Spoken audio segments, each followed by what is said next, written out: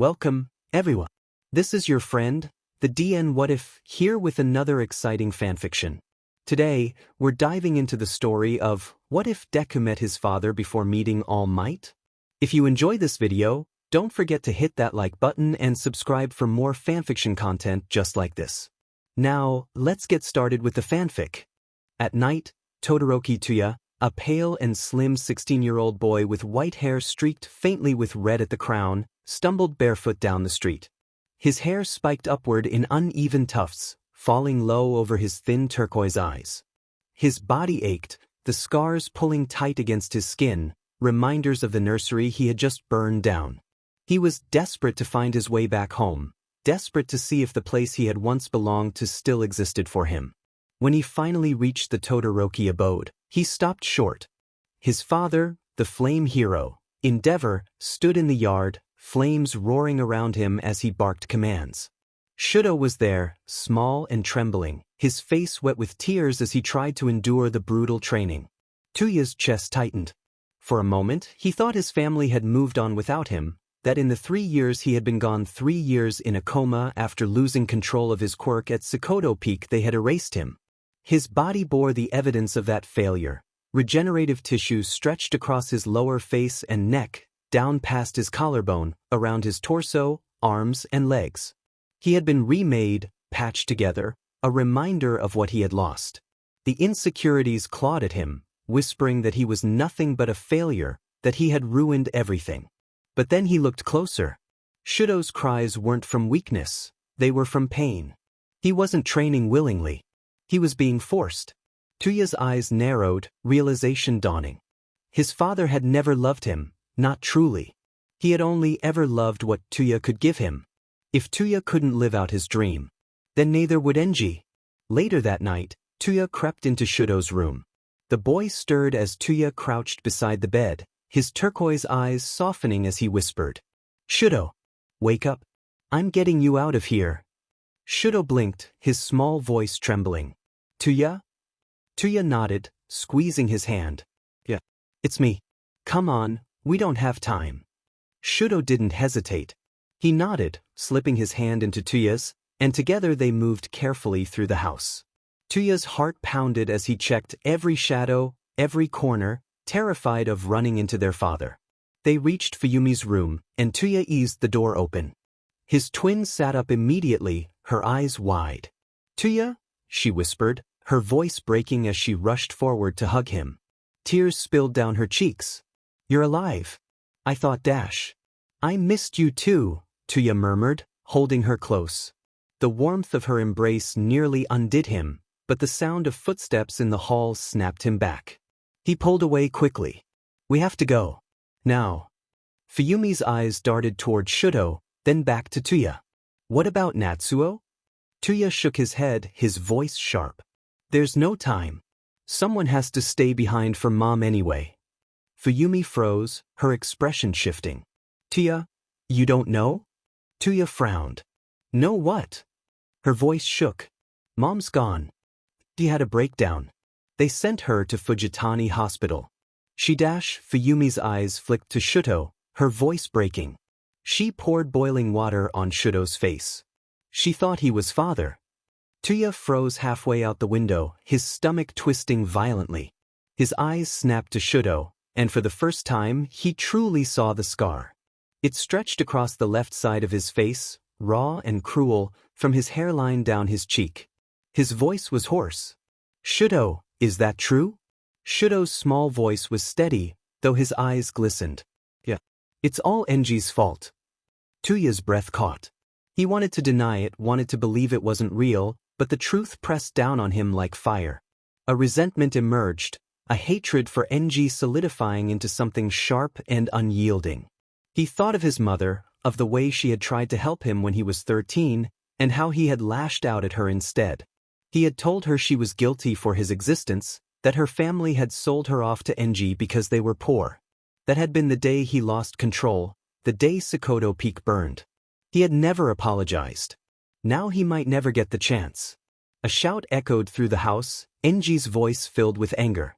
Tuya's heart lurched as he realized their father must have gone to Shudo's room and found it empty. He didn't hesitate. He jumped out the window, landing hard on the ground below, and beckoned his siblings to follow. Come on. Hurry. Fuyumi helped Shudo out first, then climbed down herself. Together, the three of them ran into the night. Midoriya Izuku jogged through the streets, his school bag bouncing against his side with each step.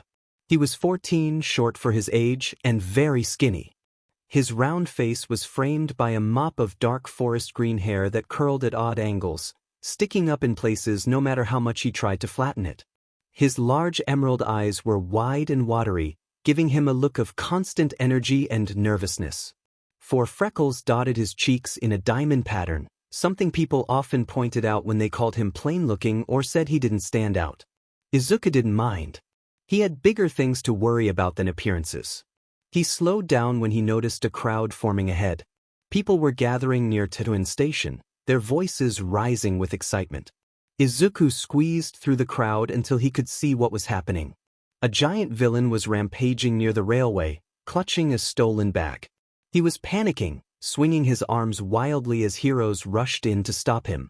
Izuku's eyes widened, his heart racing.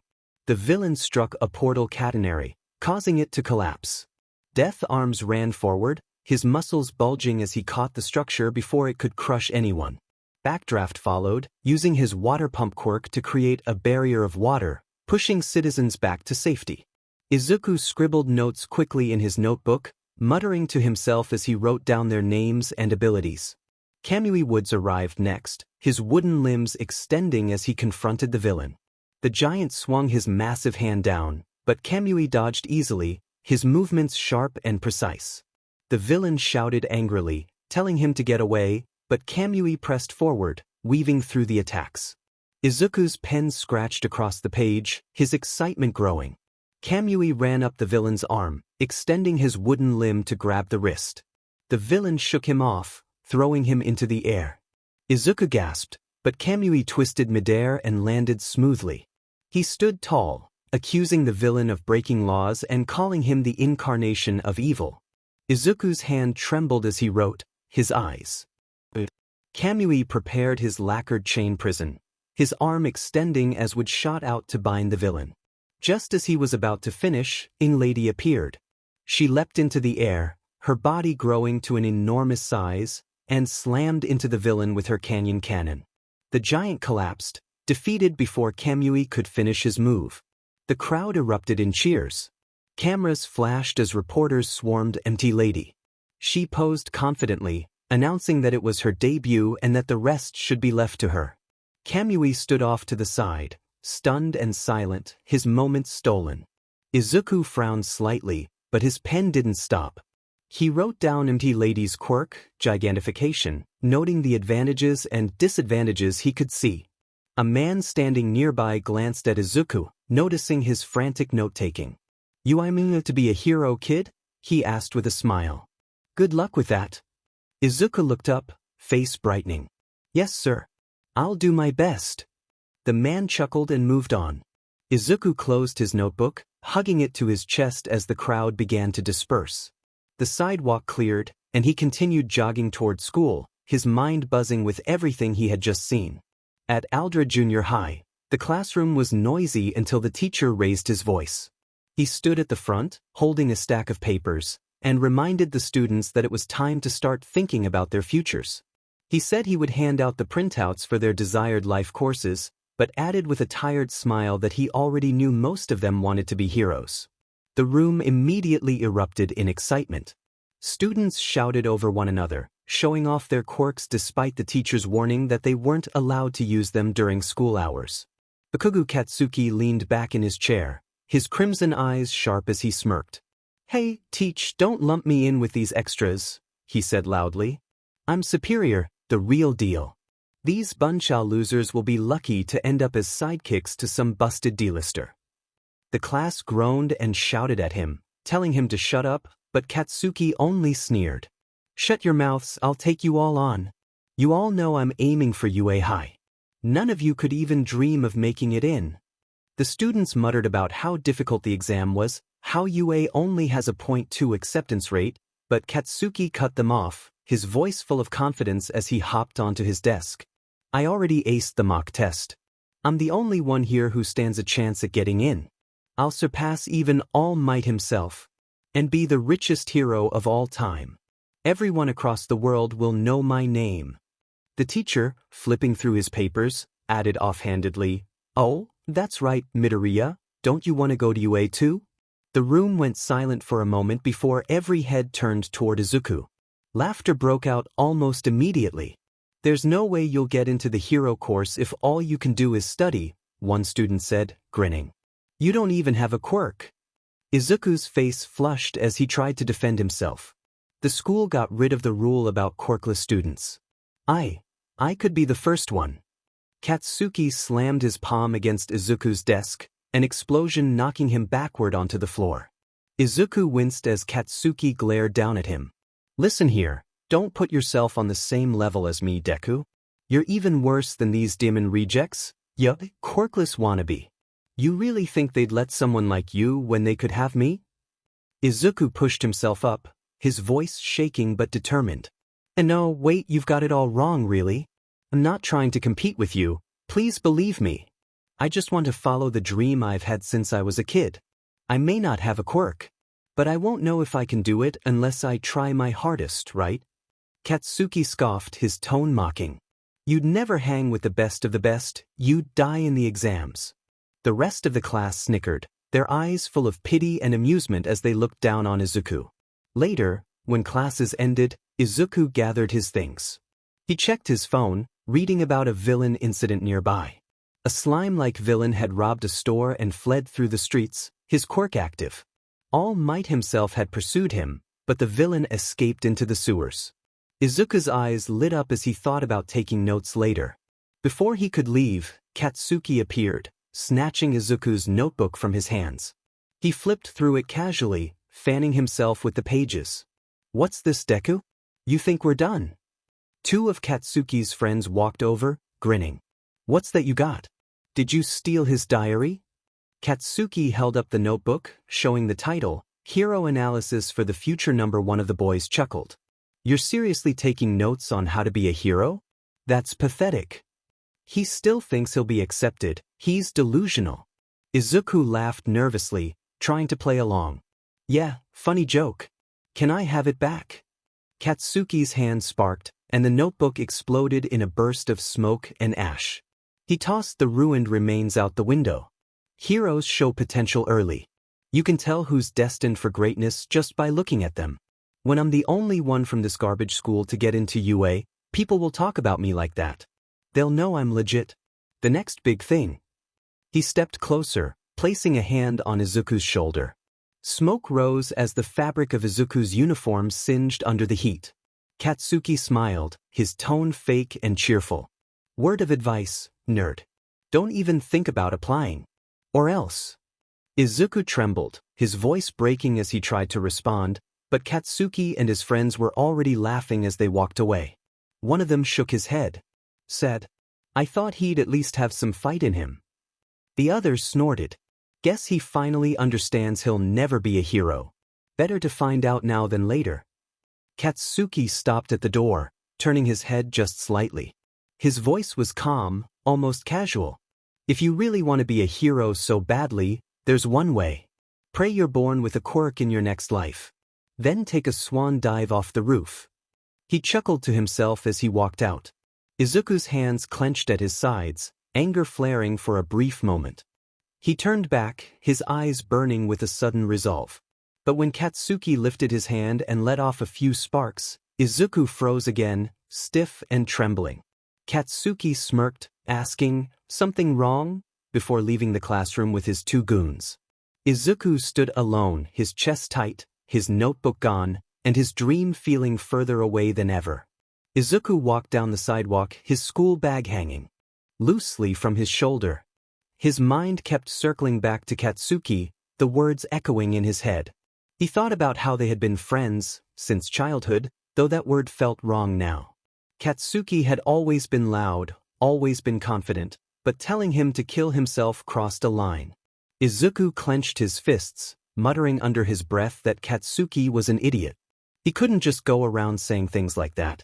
If Izuku actually jumped, What would Katsuki even do? Would he laugh? Would he care? The thought made his stomach twist. He slowed when he noticed something floating in the koi pond by the park. His notebook, the one Katsuki had blown up and tossed, had landed in the water. The fish were nibbling at the edges, tearing at the pages.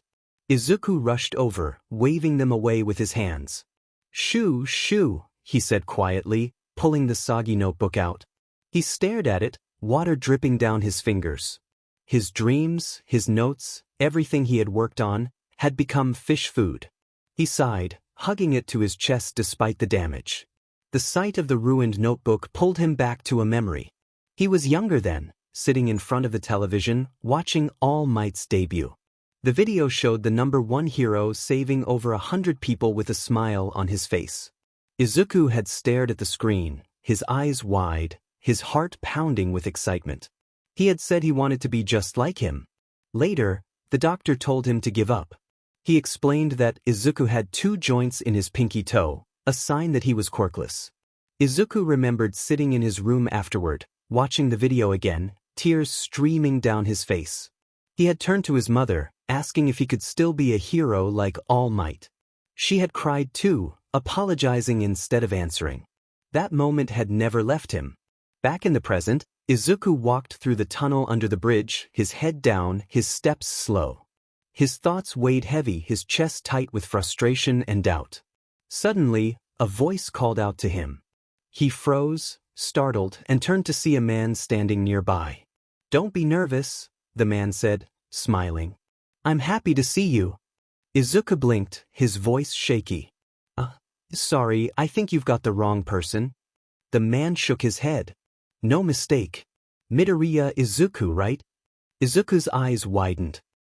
How do you know my name?" The man stepped closer, his tone calm. "Because I'm your father. My name is Zen." Izuku's mouth fell open. "What? That doesn't make sense. Is this some kind of joke? Did Kaken put you up to this?" Zen shook his head firmly. "No trick. I am your father." Izuku stared at him, doubt clouding his mind. He wanted to dismiss it, but something in the man's voice made him pause. "If you're really my dad, why now? Why after all these years?" Zen's smile didn't falter. "Surely Inko told you I had to work overseas." Izuku nodded slowly. "She did. Years ago. But, 14 years? Why did it take so long?" Zen's eyes flickered, but he didn't answer directly. Instead, he shifted the subject. "I know you're quirkless. In this society, that means you're looked down on, beaten, belittled. Everyone has treated you like you're worthless. But I can help you. I know a way to give you power. Enough to show everyone how wrong they were." Izuku's breath caught. He hesitated, his voice quiet. "How?" Zen's smile widened. "In a few blocks, you'll find Bakugo Katsuki being attacked by a sludge villain. The creature will try to take over his body. If you rush in and save him, All Might will notice you. That's when everything changes." Izuku's eyes lit up at the mention of All Might. "All Might, the symbol of peace? You mean he'll give me power?" Zen nodded. "His quirk is unique. An enigma. If anyone can give you what you need, it's him." Izuku's excitement faltered, doubt creeping back in. "How do I know you're telling the truth? How do I know this isn't just another lie?" Zen chuckled softly. "After this is over, we'll meet somewhere private. We'll talk. We'll bond. You'll see for yourself." He handed Izuku a slip of paper with a phone number written on it. "Call me after All Might approaches you." Izuku stared at the paper, his hands trembling slightly. He nodded, slipping it into his pocket. "Go," Zen urged. "If you don't act now, the conflict will be solved without you. All Might won't notice you." Izuku nodded again, his legs moving before he could think. He jogged forward, but stopped suddenly. He turned back, rushing to give Zen a quick hug. His voice was soft, hopeful. "If what you say is true, I'd really like to catch up. I want to know you." Zen patted his head gently. "We will." Izuku pulled away, his heart pounding, and ran off into the distance, clutching the ruined notebook against his chest. Izuku jogged through the streets, his breath uneven and his heart pounding harder with every block he passed. Zen's words echoed in his mind, pushing him forward even as doubt tugged at him. When he turned the corner into a crowded street, he froze. The scene unfolding in front of him was exactly what Zen had described. A sludge villain had wrapped himself around Katsuki, covering nearly every inch of the blonde's body. Katsuki thrashed violently, explosions bursting from his hands in frantic attempts to free himself. Each blast sent debris flying and ignited fires in the surrounding buildings. People screamed and scrambled back, while others stayed to watch, phones raised. The destruction drew pro-heroes in quickly. Kamui Woods swung in first, followed by Backdraft and Death Arms. They immediately split into rescue roles. Backdraft focused on containing the spreading flames with his water pump quirk, shouting orders to keep civilians back. Kamui Woods pulled people out of danger zones, his wooden limbs snapping out to block falling debris. Death Arms charged straight toward the villain. "You coward!" Death Arms yelled when he saw Katsuki trapped. He swung a heavy punch, but his fist passed straight through the villain's fluid body. The sludge villain retaliated with a liquid arm, striking Death Arms hard enough to knock him back several steps. Two more heroes rushed in to help, but they jumped away when the villain lashed out again, his body stretching and whipping like a living whip. Katsuki tried another explosion, the blast shaking the street. The villain tightened around him, snarling, "I'm not letting go of my jackpot." Spectators shouted that MT Lady had arrived, but she couldn't get close. The alley was too narrow for her giant form, leaving her stuck at the entrance with no way to intervene. Kamui Woods couldn't approach either. The flames from Katsuki's explosions made it too dangerous for his arbor quirk. Backdraft was still fighting the fires, unable to spare a second to help. Death Arms clenched his fists, frustration clear on his face. "We can't get close. The kid's quirk and that sludge body, we've got nothing that works." The villain squeezed tighter around Katsuki, who was starting to choke, his explosions weakening. Death Arms' voice cracked. "He won't last much longer." Izuku stood in the crowd, frozen. His legs shook. His throat felt tight. Every instinct screamed at him to stay back. He was quirkless. He was useless. He would only get in the way. But Zen's voice cut through the fear. "If you rush in and save him, All Might will notice you." Izuku's breath hitched. He looked at Katsuki again, his childhood friend, his tormentor, the boy who had told him to die. Katsuki's eyes were wide with panic, his face turning red from lack of air. Izuku didn't think anymore. He ran. Gasps erupted from the crowd. Death Arms reached out, shouting, "Kid, stop. You'll get yourself killed." Izuku didn't stop. The villain noticed him and snarled, raising a liquid arm to strike. Izuku remembered his notes, the ones he had written over and over. Weak points. Distractions. Movement patterns. He threw his school bag as hard as he could. It hit the villain right in the eye. The sludge villain recoiled with a screech, loosening his grip just enough for Katsuki to gasp in air. Izuku rushed forward, grabbing at the sludge with his bare hands. It slipped through his fingers, but he kept clawing, desperate. Katsuki glared at him, coughing. "Why the hell are you here, Deku?" Izuku's voice cracked. I don't know. I have to." The villain recovered quickly, his body swelling with rage. "You little brat. I'll kill you." He lunged. The heroes shouted and moved to intervene, but the explosion that followed was too fast, too bright. Izuku threw his arms up, bracing for impact. A massive shadow fell over him. All Might landed in front of him, taking the brunt of the attack with his body. Izuku stared up at him, stunned. All Might looked down at him with a firm but kind expression. "Young man, what you did was very brave. But leave the rest to me." He grabbed both Izuku and Katsuki with one hand, pulling them behind him as the sludge villain reared back.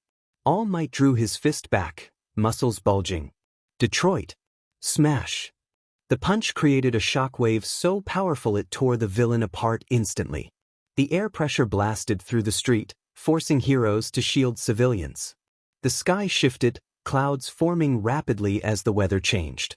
Within seconds, rain began to fall. The crowd erupted into cheers. All Might. He saved them. He changed the weather. Izuku stood trembling, soaked from the sudden rain, staring at the man he had idolized his entire life. He had done it. He had actually done it. And All Might had noticed him. After All Might's victory, the remaining heroes moved quickly to gather what was left of the sludge villain. His liquefied body had splattered across the street and nearby walls, and the heroes scooped the pieces into heavy-duty garbage bags before handing them off to the police. The rain All Might's punch had triggered made the cleanup messier, but no one complained. The villain was caught, the fires were dying down, and the crowd was buzzing with excitement. While All Might was pulled aside for interviews, Izuku found himself surrounded by several heroes who were far less impressed with him. One of them scolded him sharply, saying he could have been killed and that civilians should never interfere with hero work. Another told him he had been reckless and irresponsible. Izuku bowed repeatedly, apologizing over and over, his hands shaking as he clutched his ruined notebook. A few feet away, Katsuki stood stiffly as other heroes praised him. They told him his quirk was powerful and that his fighting spirit was impressive. One even said, "Kid, when you're old enough, come to my agency. We could use someone like you." Katsuki didn't respond to any of them. He only stared at Izuku with a deep frown, his expression unreadable.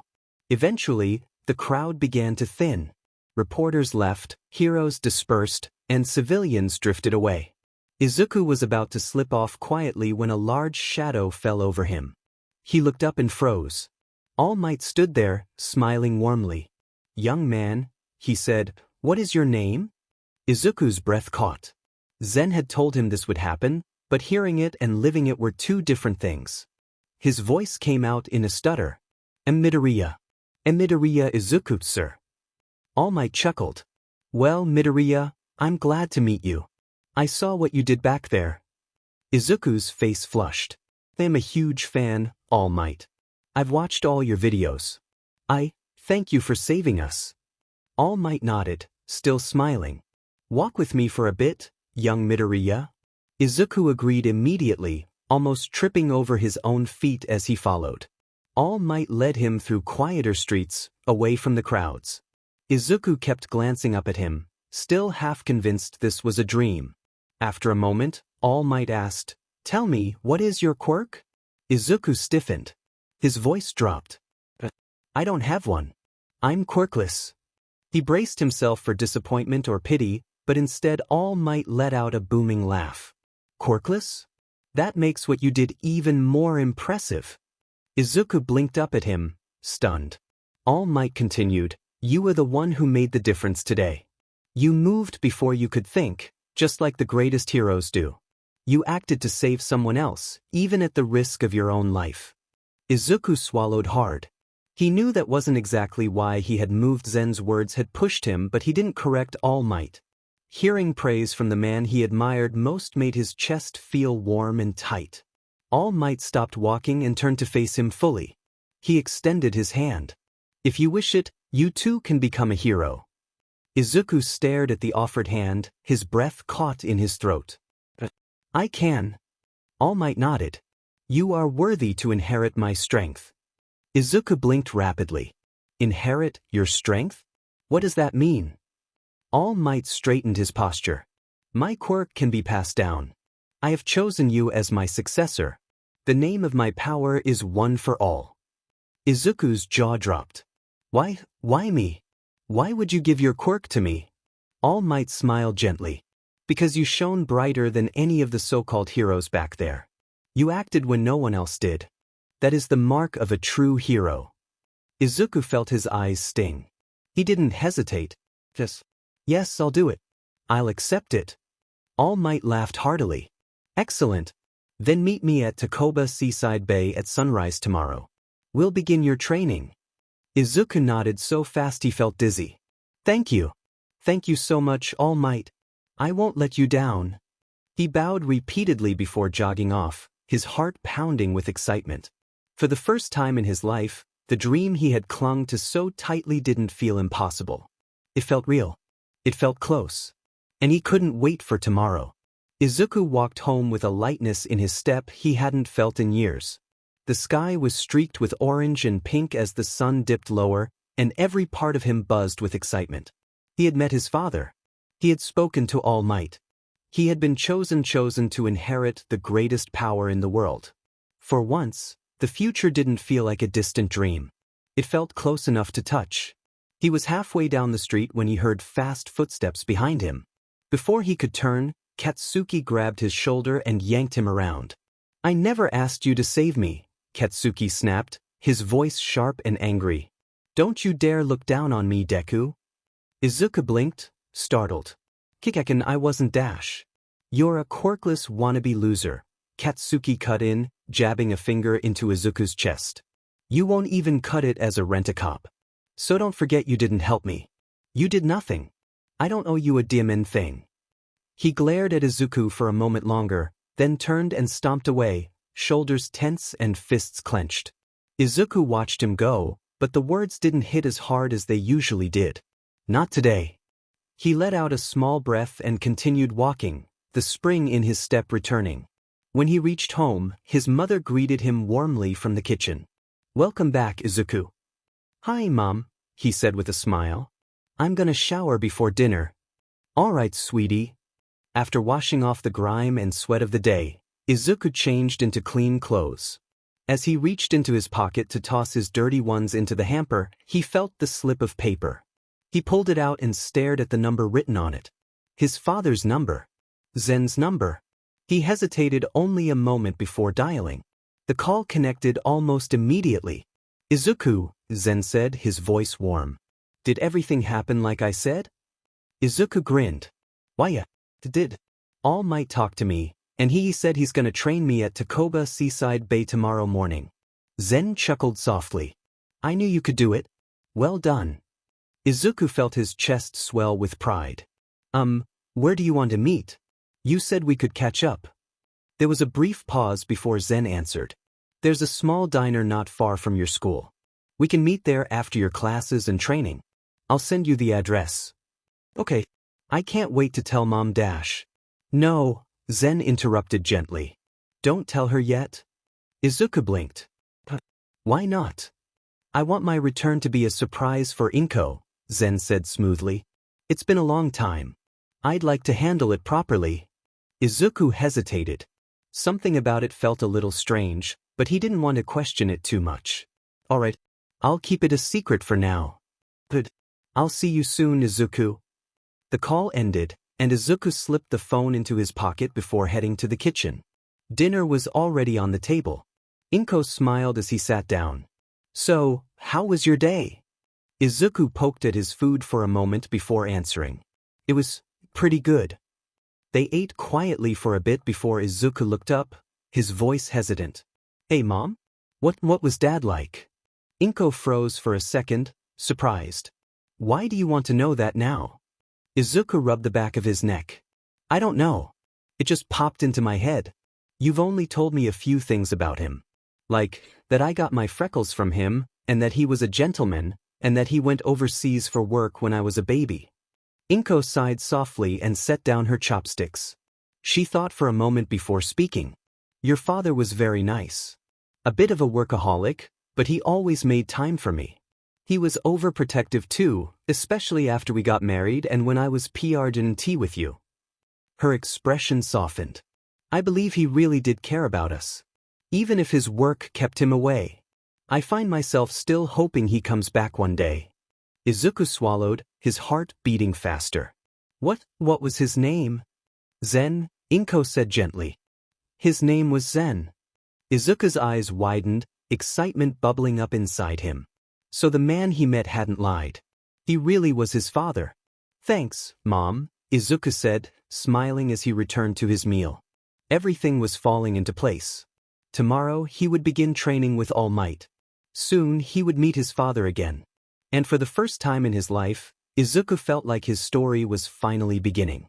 At sunrise the next morning, Izuku stood at Takoba Seaside Bay, rubbing the sleep from his eyes as All Might arrived in his muscle form with a booming greeting. The beach was covered in mountains of trash, old appliances, broken furniture, rusted metal, and piles of plastic bags. Izuku stared at it all, overwhelmed. until All Might clapped a hand on his shoulder and explained the plan. If Izuku wanted to inherit One for All, his body needed to be strong enough to handle it. Cleaning the entire bay over the next 10 months would build his strength, stamina, and DSPLN. All Might handed him a thick training schedule, the pages filled with exercises, diet plans, and daily goals. Izuku swallowed hard, intimidated, but nodded firmly. He started immediately. Within minutes, he realized he had underestimated the difficulty. Even dragging a single refrigerator across the sand left him panting. His arms shook, his legs burned, and sweat dripped down his face. After only a short time, he collapsed onto the sand, gasping for air. All Might stood over him, hands on his hips. "You can do this, young Midoriya. You've already taken the first step. Now take the next." Izuku pushed himself up, breathing hard but determined. "Why, sir?" He kept going until the sun climbed higher and he had to rush home to get ready for school. After classes ended, Izuku texted Zen to ask if he was free. The reply came almost instantly.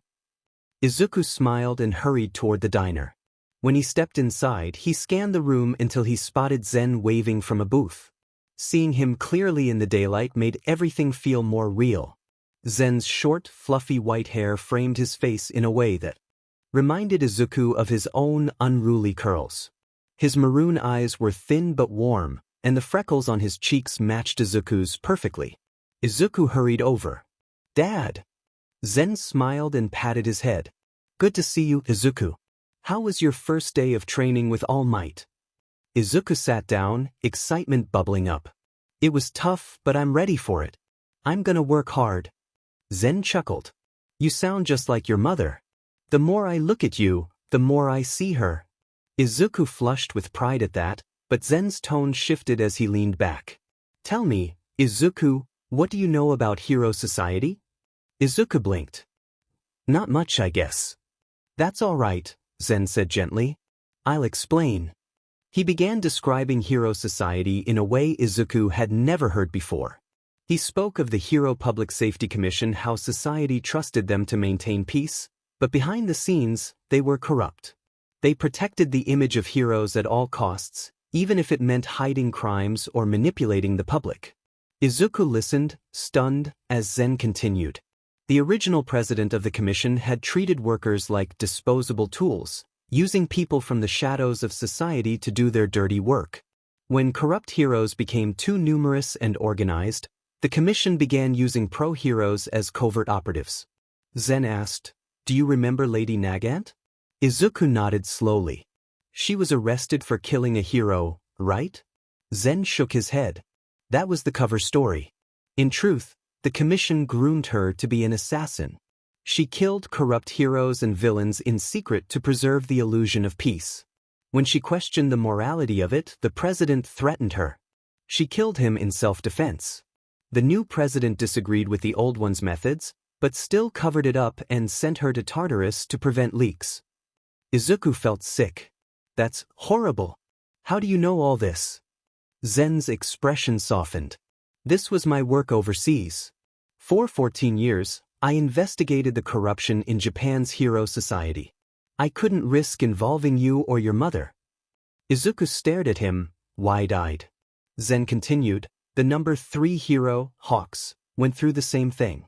After Nagant, the commission wanted someone even more controllable. They raised him from childhood to be their perfect operative." Izuku shook his head slowly. "I thought heroes were supposed to save people, uphold justice. They're not supposed to kill unless there's no other choice." Zen chuckled quietly. "Justice and morality are just beliefs people cling to. They limit freedom. But it doesn't have to stay this way." He placed a hand on Izuku's shoulder. "We can restore balance together." Izuku swallowed. "How?" "In 10 months, after you receive All Might's power," Zen said, "don't go to the UA entrance exam. Contact me instead. I'll train you to master that power faster than they ever could. Together, we can reshape society into what it should be, where heroes are truly what people believe them to be."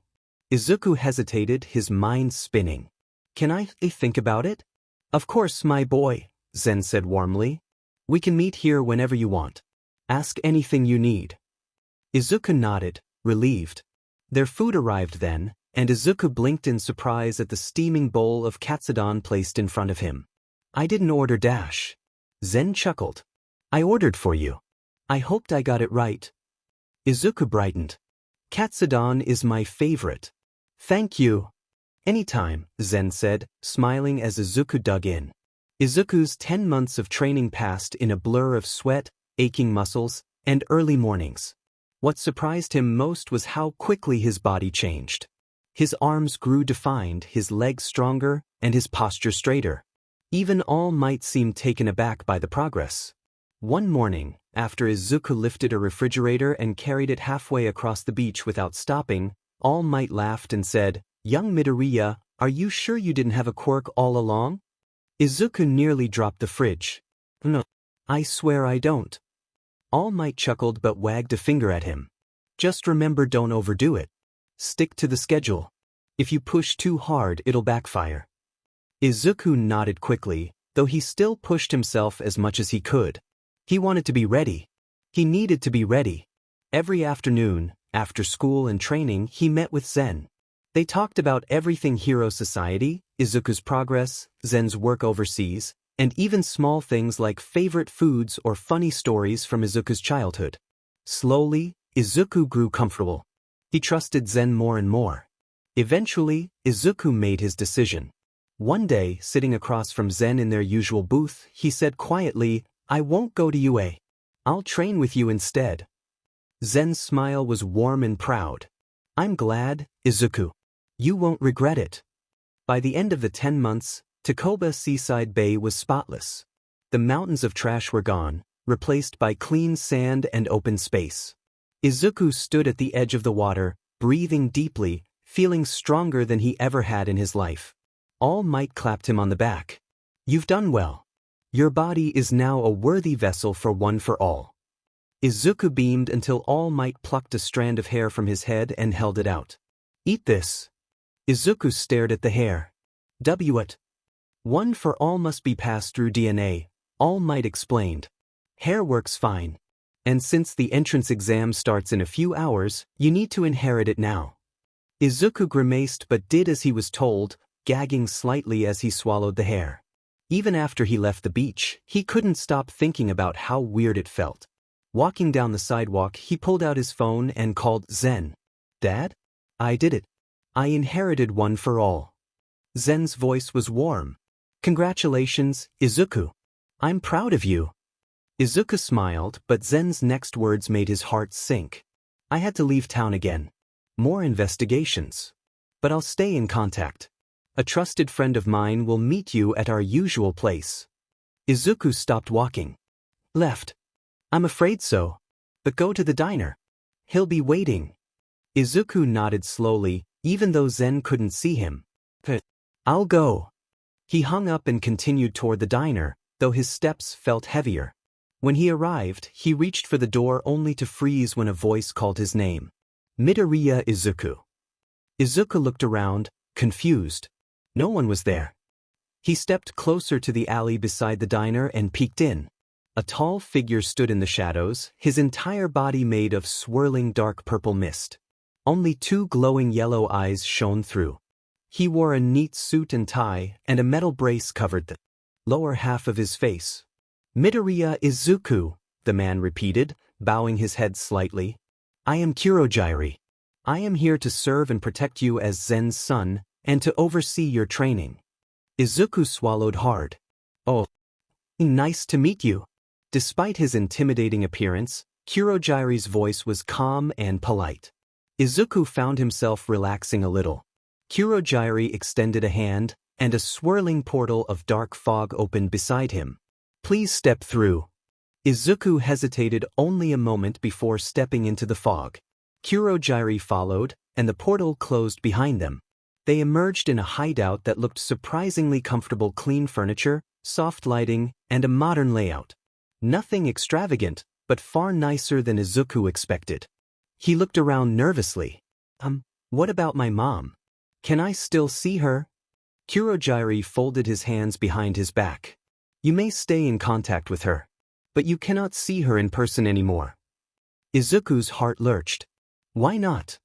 A familiar voice answered before Kurogyari could. To optimize your training. Izuku spun around. A monitor he hadn't noticed flickered on. The screen was blank except for a purple, voice-only icon. Zen's voice came through clearly. You can tell your mother you applied to a different school with a dorm system, Zen said. She'll understand. Izuku frowned. She'll worry.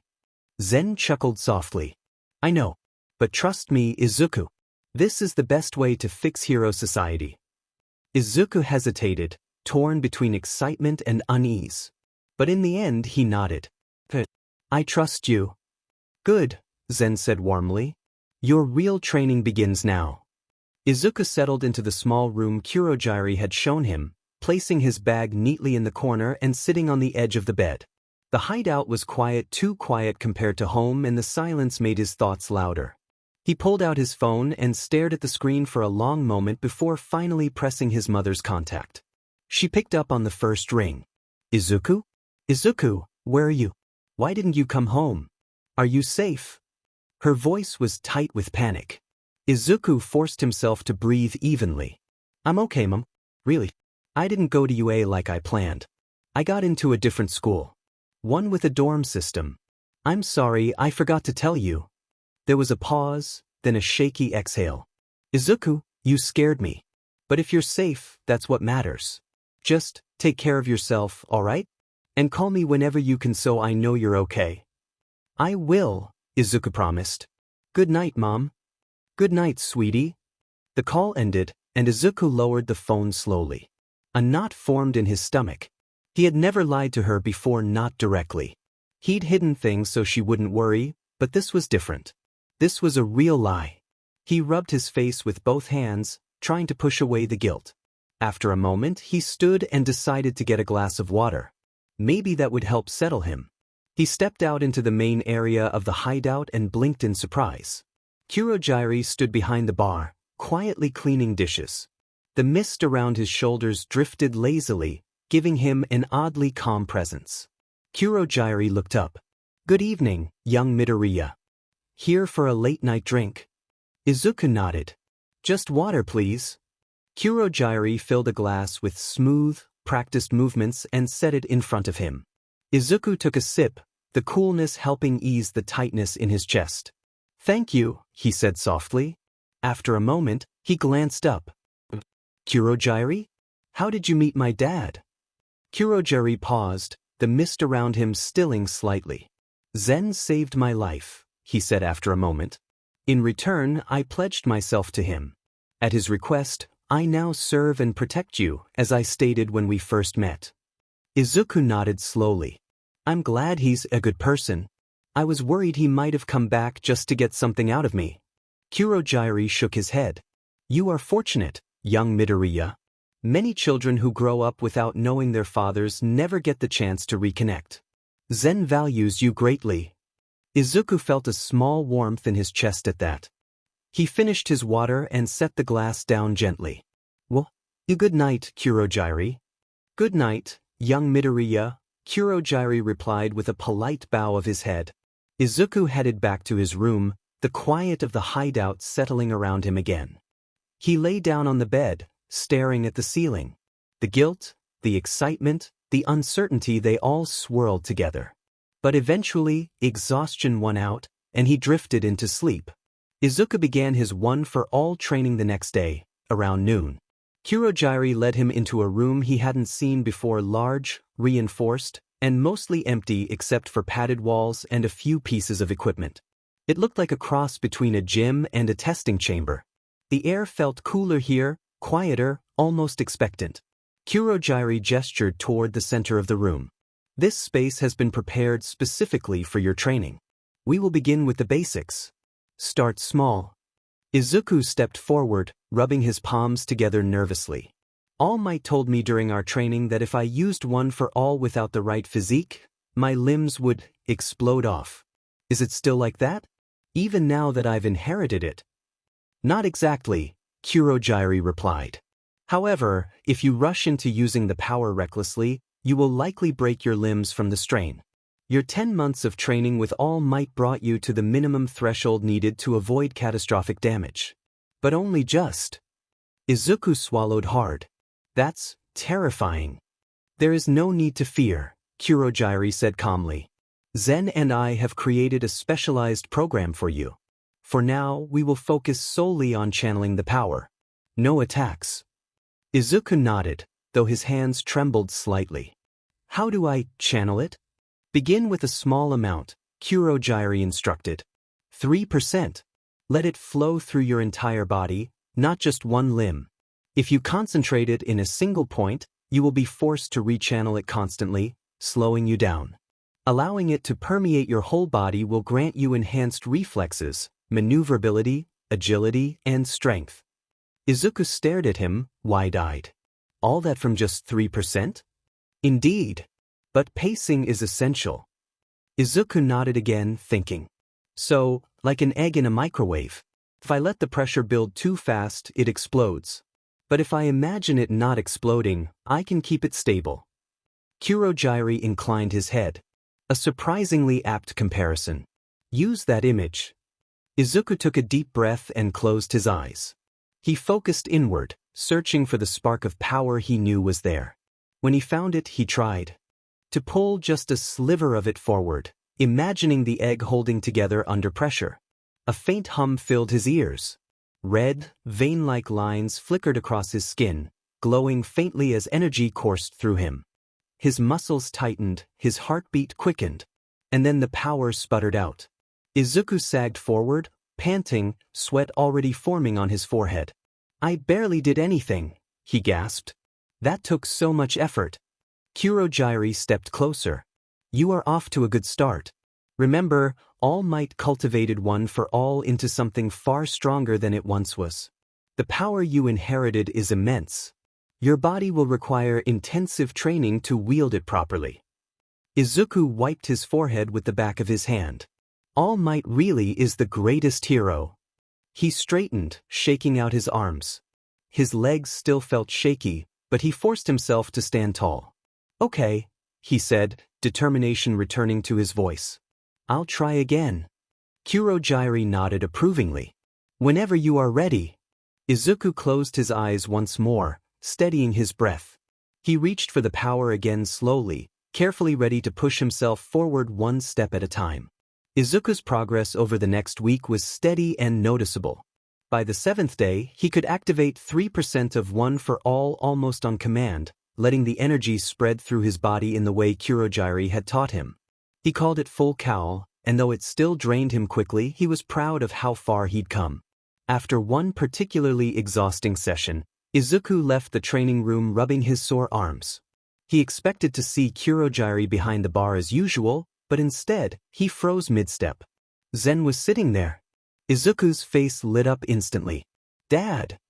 He rushed forward, and Zen stood to meet him, pulling him into a warm embrace.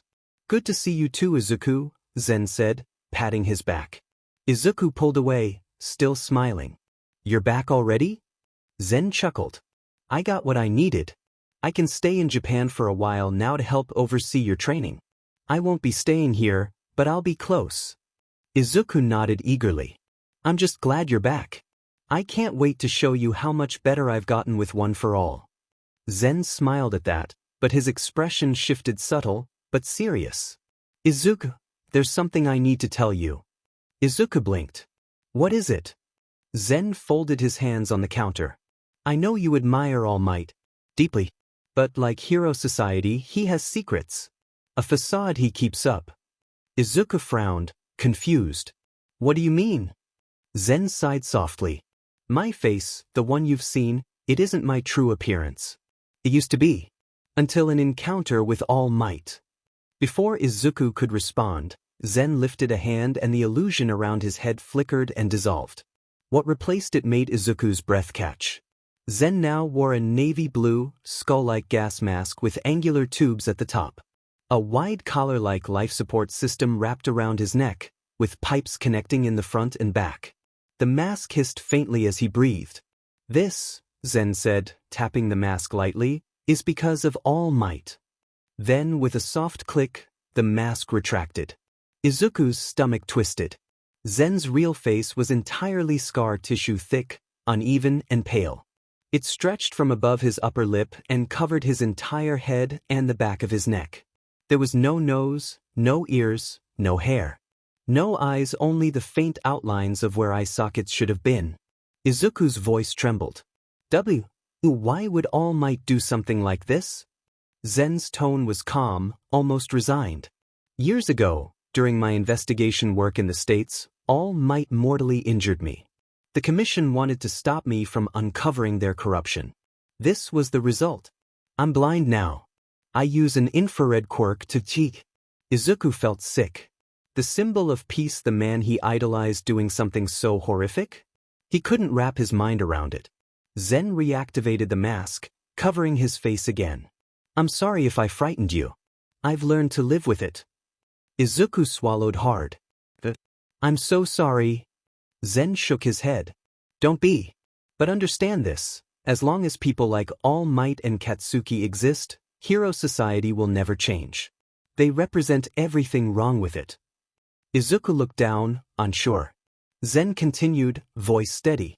Katsuki will never face consequences. He'll thrive in the hero course. He'll become a pro-hero. People will praise him because he's attractive and has a flashy quirk. They'll ignore the bullying, the cruelty. They always do. Izuku's hands curled into fists. Zen leaned forward slightly. Izuku, do you want revenge on him? For everything he's done to you? Izuku froze. The question echoed in his mind. He thought of every insult, every shove, every explosion.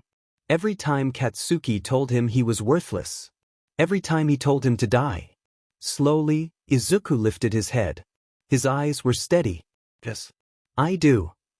Zen's voice warmed, almost gleeful. Good. This is the moment you're reborn. You will be the catalyst that changes Hero Society. You will restore balance to a world blinded by spectacle. He placed a hand on Izuku's shoulder. Together, we will fix the world. First Japan, then everywhere else. Father and son. Izuku nodded firmly. I'll train hard. I'll get stronger. And I'll make them pay for what they did to you, and to everyone Hero Society betrayed. Zen ruffled his hair gently. That's my boy. Izuku felt the weight of the words settle into him, heavy, but grounding. For the first time, he felt like he had a purpose that wasn't just a dream. A purpose he would chase with everything he had. Izuku's progress over the next few days was steady enough that even Kurojairi acknowledged it. His control over 3% full cowl had become consistent, no more flickering out after a few seconds, no more collapsing from the strain. He could activate it, hold it, and move with it. That alone felt like a huge step. So when Kurojairi suggested they move on to actual combat practice, Izuku felt both excited and nervous. Kurojairi led him into the training room and pressed a button on the wall. A panel slid open, and a humanoid training robot stepped out, its eyes lighting up as it powered on. Izuku blinked in surprise. He hadn't even noticed the panel before. This unit will be set to easy mode for now, Kurojairi said. We will increase difficulty as you improve. Izuku nodded, wiping his palms on his pants. I'm ready. Begin when I give the signal.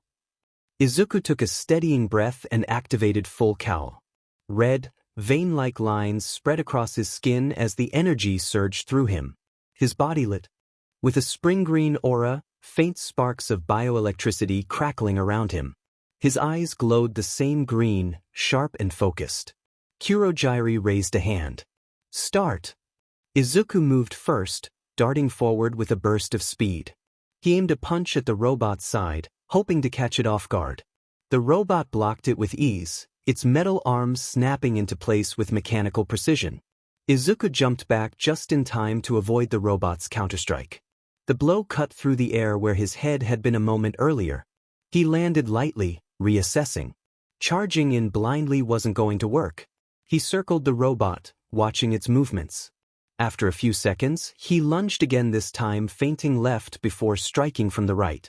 His fist connected with the robot's torso, but the impact barely made it shift. Seriously? Izuku muttered, startled by how little damage he'd done. The robot seized the opening. Its hand clamped around his wrist with surprising strength, and before Izuku could react, it swung him overhead and hurled him across the room. Izuku crashed into the padded wall, bounced once, and landed upside down with his legs in the air. He groaned, sliding down until he was sitting as properly as someone who'd just been thrown like a ragdoll could manage. Kurogiri pressed another button, powering down the robot. "You did well for your first fight." Izuku blinked at him. "You really think so?" Kurogiri nodded. "You showed awareness, adaptability, and restraint. Those are important foundations." Izuku's face brightened. He pushed himself to his feet, shaking off the lingering dizziness. "Okay, then I'm ready to go again." Kurogiri inclined his head and reactivated the robot. "Very well. Let us continue." Izuku dropped into a stance, full cowl sparking to life around him once more. He wasn't going to let a training robot toss him around twice in a row. He was ready for round 2. Izuku had gone through several more rounds with the training robot, each match ending the same way, him on the floor, the robot still standing. But each time, he managed to land a few more hits, dodge a little faster, react a little better. Even so, frustration built in his chest. He muttered under his breath as he rubbed a sore shoulder. "I don't have any area attacks. Something that could hit from a distance would be really useful against something that only fights up close." He paused mid-sentence, eyes widening slightly as an idea clicked into place. He turned toward Kurogiri, excitement already bubbling up. "Kurogiri, I want to try something." Kurogiri tilted his head. "Are you certain? Training for the day is complete." Izuku nodded quickly. "Yeah. I think I figured something out." Kurogiri regarded him for a moment, then pressed a button to reopen the training room. "Very well. Test it as you wish." Izuku stepped inside, rolling his shoulders and taking a deep breath. He activated full cowl, letting the familiar red lines spread across his skin as the green aura crackled to life. His muscles tightened with the controlled energy, and he focused it carefully. He extended his arm forward, bracing himself. "Okay, just like I imagined." He flicked his finger. A sharp shockwave burst from the motion, strong enough to rattle the air and send a gust across the room. Izuku winced immediately, clutching his finger with his other hand. Kurogiri stepped forward. "Young Midoriya, are you all right?" Izuku nodded through the sting. Yeah, I think I just jammed it. Nothing's broken." Despite the pain, his face lit up with excitement. "But that's exactly what I wanted. If I use full cowl normally but focus just a little more power like 2% into my finger, I can make a ranged attack. A flick that hits way harder than it should. That was about 5% of One for All." Kurogiri let out a low hum of approval. "Your creativity is impressive. However, if it jams your finger even at this level, you should refrain from using it too frequently. At present, the number of times you can safely perform that move is limited." Izuku nodded, flexing his hand carefully. "I know. I'll keep working at it. I wanted to see if it was possible." "And you succeeded," Kurogiri said. "Your resolve and determination continue to be admirable." Izuku smiled at the praise, the sting in his finger already fading beneath the warmth of accomplishment. Kurogiri gestured toward the door. "We should treat that finger properly and then get some food. You will need the energy for tomorrow's training." Izuku nodded eagerly, letting full cowl fade as he followed Kurogiri out of the room. Even with the ache in his hand, he felt lighter, stronger. He had discovered something new, something uniquely his. And he couldn't wait to push it further. Zen arrived at the hideout the next afternoon, just as Izuku was finishing up his cool-down stretches. Izuku immediately brightened when he saw him. He jogged over, still slightly sweaty and breathing hard, but smiling wide. "Dad, you're here again," he said, practically bouncing. "Training went great today. I managed to keep full cowl stable even while dodging, and I got a clean hit on the robot's shoulder joint. Kurogiri said my reaction time is improving a lot." Zen listened with a warm, patient smile, nodding along as Izuku excitedly recounted every detail. When Izuku finally paused for breath, Zen placed a hand on his shoulder. You've made remarkable progress, Izuku. I'm proud of you. Izuku flushed with pride, rubbing the back of his neck. Thanks, Dad. A moment passed before Izuku's expression shifted, curiosity creeping in. That? Can I ask you something? Zen raised an eyebrow. Of course. Izuku hesitated, then asked, What's your quirk? You never told me. Zen went quiet for a moment. His posture straightened slightly, and his tone became more deliberate. My quirk is called All for One. Izuku blinked. All for One? He frowned. That's kind of the opposite of One for All. And it sounds like, well, like a villain's quirk. Zen chuckled softly. Yes, I suppose it does. All for One allows me to steal quirks from anyone I touch. I can use them myself or transfer them to others. It lets me wield multiple quirks at once. Izuku's eyes widened. That's really powerful. It is, Zen agreed. And because of that, many would use it for selfish or malicious purposes. But I never have. I've only taken quirks from people who didn't want them, those who suffered because of their abilities. And I've given quirks to those who wished for strength or needed help. Some quirks I kept only because I couldn't find anyone who wanted them. Izuku thought about that, then glanced at Zen's hands. Is that why you have those holes in your palms? Zen lifted one hand, turning it palm up. Yes. These allow me to give and take power. Izuku stared for a moment, then nodded slowly. I'm glad you never used it for something evil. I was a little worried when you said the name. Zen laughed quietly. I understand.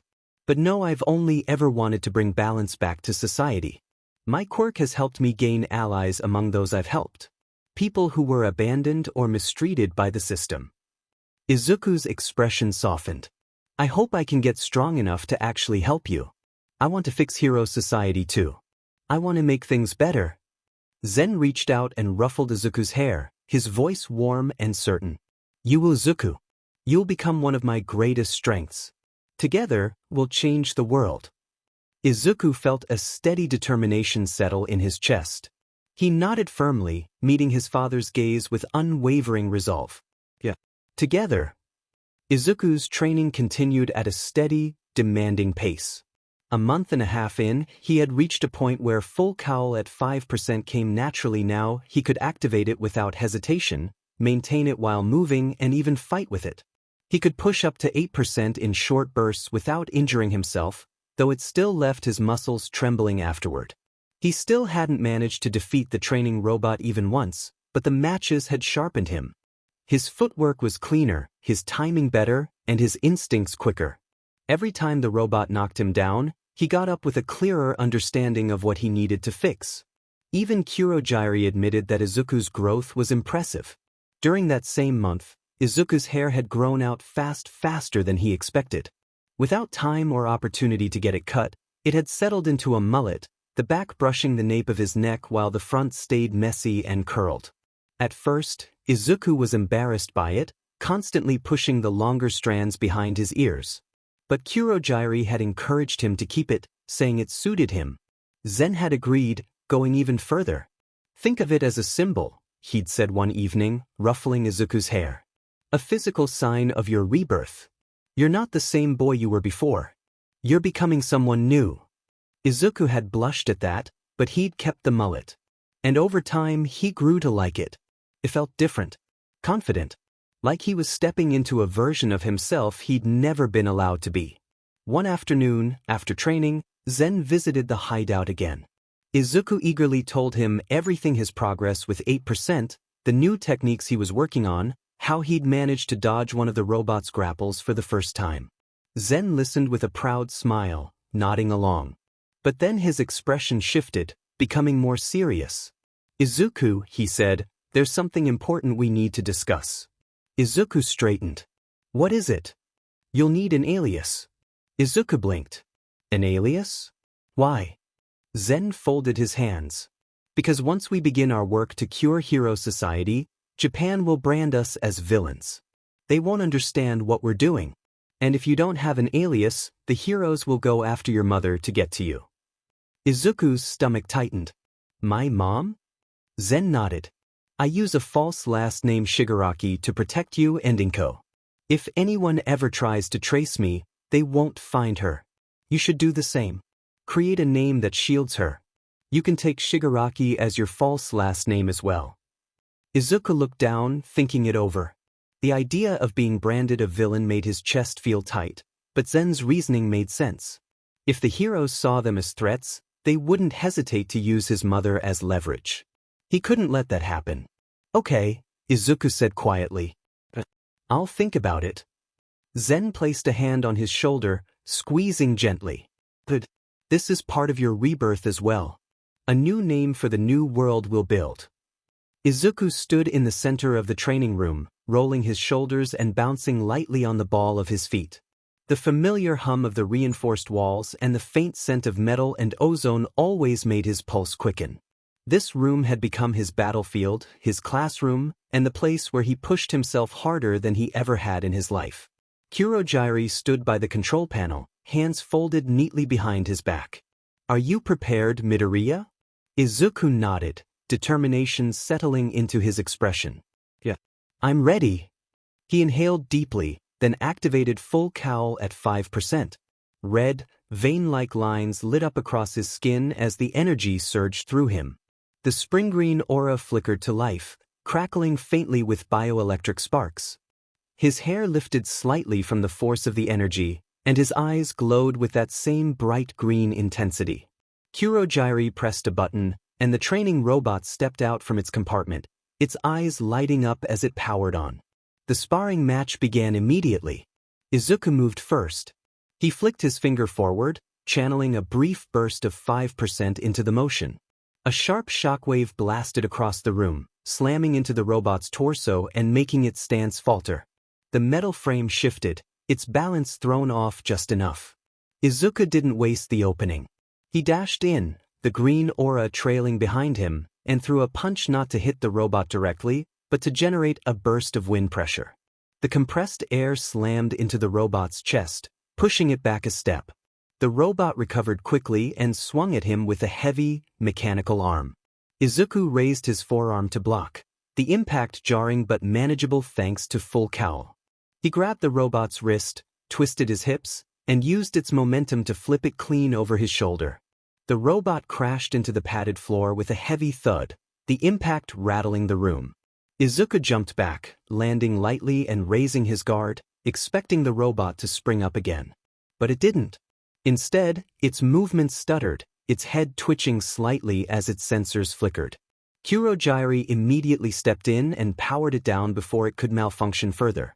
Well done, Midoriya, Kurogyari said, his voice warm with approval. That is your first victory against the training unit. We can now increase the combat level. Izuku blinked, then broke into a wide grin. I actually won? I mean, I know it wasn't a full fight, but, wow. He rubbed the back of his neck sheepishly. Sorry if I broke it though. Didn't mean to slam it that hard. Kurogyari shook his head. You did not cause any major damage. Its sensors were simply destabilized by the impact. I can repair it easily. Izuku let out a relieved breath. Hey, good. I was worried for a second. Kurogyari inclined his head. Your progress is commendable. You have grown significantly in both strength and technique. Izuku's chest warmed at the praise. He looked down at his glowing hands, the aura slowly fading as he let full cowl deactivate. Thanks, Kurogyari. I'll keep working hard. I want to get even better. And you will, Kurogyari replied. Your dedication is evident. Izuku smiled, feeling the familiar spark of motivation flare inside him. Today had been a milestone, his first real win. A couple of weeks passed, and Izuku's routine had settled into something steady: training, recovery, studying the notes Zen had given him, and pushing himself further each day. He was in the middle of reviewing his footwork patterns when the monitor on the wall flickered to life. The purple voice-only icon appeared, and Zen's familiar voice followed a moment later. Hello, Izuku. I'm sorry I can't visit in person today. Izuku straightened immediately, wiping his hands on his pants before stepping closer. It's okay, Dad. I'm glad to hear from you. Zen's tone warmed. Good. Because the first phase of our plan is ready to be set into motion. Izuku felt his pulse quicken. He nodded without hesitation. I'm ready. Zen chuckled softly, the sound carrying a hint of fondness. Dial it back just a little, my boy. Enthusiasm is good, but patience is a virtue too. Izuku flushed slightly but didn't lose his focus. Zen continued, his voice shifting into something more deliberate. We will be infiltrating the USJ. All Might has joined the UA faculty, and he will be teaching a class there. This presents an opportunity, one we cannot ignore. Izuku listened closely, absorbing every word. The idea of stepping into UA. The place he once dreamed of attending felt strange, but he pushed the feeling aside. He had chosen his path. You will not be alone, Zen assured him. Several of my allies will accompany you. Their presence will support you and help rattle Hero Society's foundations. The symbol of peace has stood unchallenged for far too long. Kurogyri, who had been standing quietly nearby, stepped forward with his usual composed posture. UA prides itself on being the pinnacle of heroics education. If their defenses falter, even briefly, it will shake public confidence. That alone is valuable, even if All Might remains unharmed. Izuku nodded slowly, understanding the logic. It wasn't about destruction, it was about exposing weakness. Exposing the cracks in a system that pretended to be flawless. Zen clicked his tongue lightly. Kurogyri, don't underestimate Izuku. He is my son. Kurogyri bowed his head respectfully. My apologies. I did not intend to underestimate him. I only wish to acknowledge the strength of UA's faculty and All Might's influence. Zen accepted the apology with a soft hum. It will be a challenge, yes, but it will also be the perfect opportunity to evaluate where Izuku stands. To see how far he has come. Izuku felt something settle inside him, a mixture of responsibility and determination. He straightened his posture, meeting the blank monitor with steady eyes. I won't let you down. Zen's voice softened, but the confidence in it was unmistakable. I know you won't. I have no doubt that you will succeed. Izuku exhaled slowly, letting the weight of the moment sink in. This was the first real step toward the future he and his father had talked about. The first test of everything he had trained for. A couple of days later, Izuku stood in the center of the hideout's main room, gloves tightened, heart steady. He had trained for this moment physically, mentally, and under Zen's guidance. Everything he had become was leading him here. Kurogyri drifted beside him, the mist around his shoulders curling calmly. Before we depart, he said, I must ask, what alias will you use? I cannot call you Midoriya Izuku on the battlefield. Izuku blinked, startled. He had completely forgotten about that.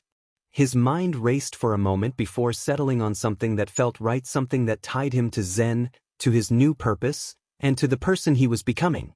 Shigaraki. Yamakumo, he said quietly, then repeated it with more certainty. My name will be Shigaraki Yamakumo. Kurogyri inclined his head. A fine choice. It suits you. Izuku now Yamakumo felt a strange thrill run through him. Thank you. Without another word, Kurogyri extended his hand, and a swirling portal of dark mist opened before them. Yamakumo stepped through, the cold fog brushing against his skin, and emerged into the cavernous interior of the USJ. The first thing he noticed was the sheer number of people. Kurogyri had warped in dozens of thugs and low-level villains from all over Japan, each one scattered across the central plaza.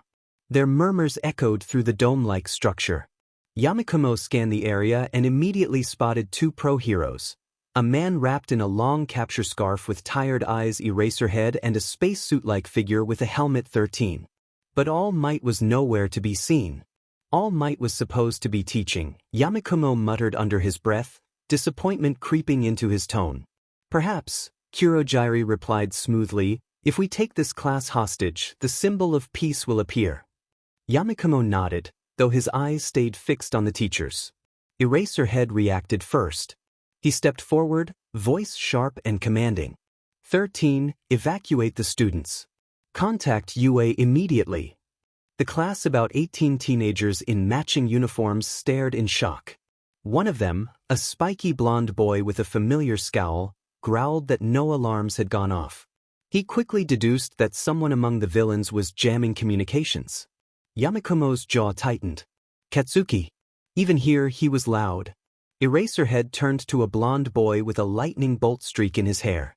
Kaminari, try contacting the main campus with your quirk. The boy nodded nervously and prepared himself. Another student, a tall, sharply dressed boy with glasses and a rigid posture, stepped forward with concern. Sir, you can't fight them alone. I can, Eraserhead cut in, and I will. Go. Without waiting for further protest, he leapt down the stairs toward the central plaza. A few villains below Victor, Needlehair, and Stitch Giant stared up at him in confusion. Who the hell is that? One muttered. Thought only 13 and All Might were supposed to be here. Guys suicidal, another snorted. The League's firing squad raised their weapons, aiming at Eraserhead. But before they could fire, the hero's eyes glowed red. Their quirks vanished instantly. What dash? Eraserhead's scarf shot forward, wrapping around the three villains and slamming them together in a heap. One of them gasped in recognition. That's Eraserhead. He can erase quirks just by looking at you. Another villain, a hulking man with metallic plates across his skin steel bulwark, grinned. Then it won't work on me. He charged. Eraserhead dodged effortlessly, confirming the villain's assumption. He countered with a punch to Steel Bulwark's jaw, knocking him off balance. Before he could recover, another villain, a muscular brute, lunged from behind. Eraserhead ducked, swept his leg, and kicked the man away. Then, with a fluid motion, he used his scarf to slam Steel Bulwark into his ally. Even with drawbacks, Eraserhead said calmly, I know how to handle close combat types. Yamakumo watched closely. Eraserhead was skilled far more than he had expected, but that only made this test more valuable. He turned to Kurogyri. 13 and the class are trying to evacuate. Go intercept them. And warp me wherever you send Kaken. Kurogyri bowed his head. As you wish. The Mistman slipped past Eraserhead, who tried to pursue but was immediately blocked by a swarm of villains rushing him from all sides. Kurogyri reached the students just as they neared the exit. His dark fog spread across the ground, rising like a tide. Greetings, he said politely. I am Kurogyri, a member of the League of Villains. Our goal today is simple, to kill All Might. Now where is he? 13 stepped forward, preparing her quirk, but before she could act, Katsuki and another boy with spiky red hair lunged at Kurogyri, shouting as they attacked. Their blows passed harmlessly through the mist. Kurogyri countered by expanding his fog outward, enveloping the entire group of students. Panic erupted instantly. The tall boy with glasses grabbed a pretty brunette girl and a large, muscular boy, pulling them away from the fog. Another student, a tall one with multiple arms, shielded two others, a pink-skinned girl and a boy with tape dispensers for elbows. But the rest were swallowed by the mist and vanished, scattered across the USJ's various disaster zones. When the fog cleared, only 13 and a handful of students remained. Yamakumo emerged from the warp gate into the ruined zone, boots landing lightly on broken concrete. Dust drifted through the air, illuminated by the fractured skylights above. The jagged silhouettes of collapsed buildings created a maze of shadows perfect for hiding. Exactly what he needed. Kurogyri had sent him precisely where he asked. To Katsuki. Yamakumo slipped behind a toppled pillar, crouching low. From here, he had a clear view of the two students who'd been warped here as well. Katsuki stood at the center of the rubble, palms smoking faintly, his expression sharp and irritated. Beside him was a tall, broad-shouldered redhead with spiky hair and a determined look. The two of them were already surrounded by a cluster of villains who'd been scattered into this zone. Despite the numbers, Katsuki and the redhead moved with practiced confidence. Katsuki blasted forward, explosions lighting up the debris as he sent two villains flying. The redhead hardened his arms, charging straight through another group and knocking them aside with brute force. Their teamwork wasn't elegant, but it was effective raw power and instinct. Within moments, most of the villains were down. Katsuki clicked his tongue. These losers are weak. The redhead exhaled, rolling his shoulders. We should go help the others. No, Katsuki snapped. We go after that warp bstrd. He's the one holding this whole thing together. The redhead frowned. But our attacks didn't even touch him. And because we rushed in, he got the chance to scatter everyone. Katsuki scoffed. I'll figure out how to hit him. If we cut him off, the rest of these extras are trapped. Before the redhead could argue, a villain who'd been hiding behind a slab of concrete lunged at Katsuki with a knife. Katsuki reacted instantly. He grabbed the attacker by the head and blasted him point blank, sending the villain sprawling. If they're all this pathetic, the others will be fine. The redhead stared at him, impressed. You're actually being pretty calm about this. I'm always calm, Katsuki barked. Sure you are, the redhead said with a grin. But you trust them, and that's thinkin' like a man. Katsuki rolled his eyes but didn't deny it. The two of them turned to move deeper into the zone. And that was when Yamakumo stepped out. He activated full cowl, the green energy crackling faintly around him. The air shifted as he focused power into his fingertip 8% for just a moment. He flicked. A shockwave blasted across the ruined street, kicking up dust and sending Katsuki and the redhead skidding backward across the rubble. Both recovered quickly, dropping into fighting stances. The redhead narrowed his eyes. Who the hell are you? Katsuki scoffed. Doesn't matter. Just another weakling who got lucky. He rushed forward, right hook already swinging. Yamakumo moved smoothly, stepping aside with ease. Katsuki's fist cut through empty air.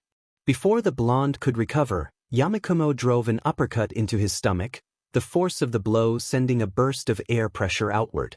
Katsuki staggered back, breath knocked from him.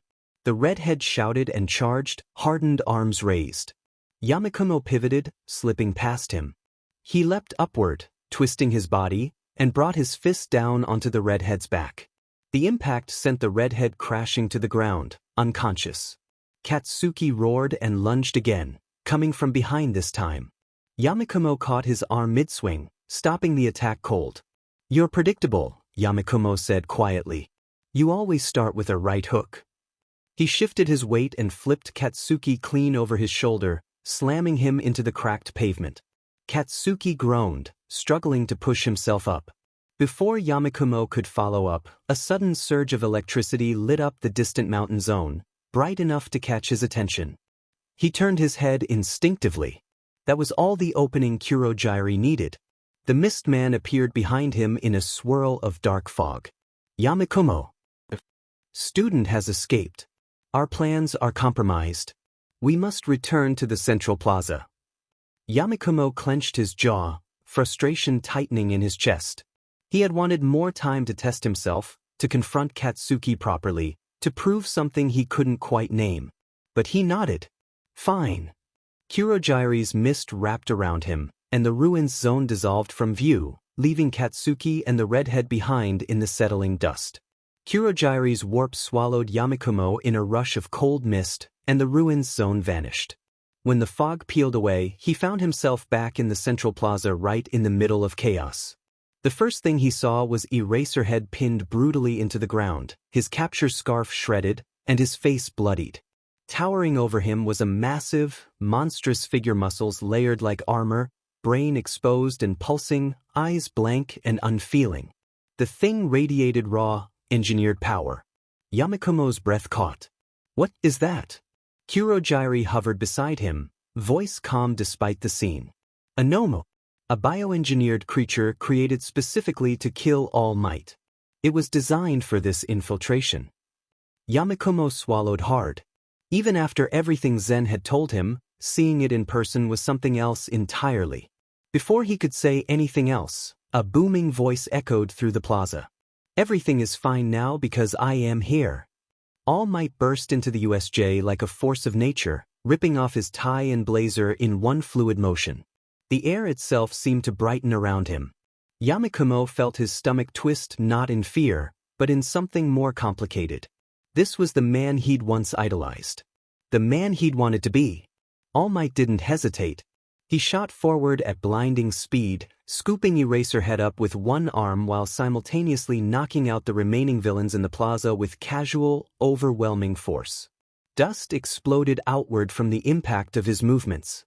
He handed Eraserhead off to a few shaken students. "Get him out of here. Quickly." Then his eyes locked onto Yamakumo. There was no hesitation. No pause. All Might charged straight at him, crossing his arms in front of his chest.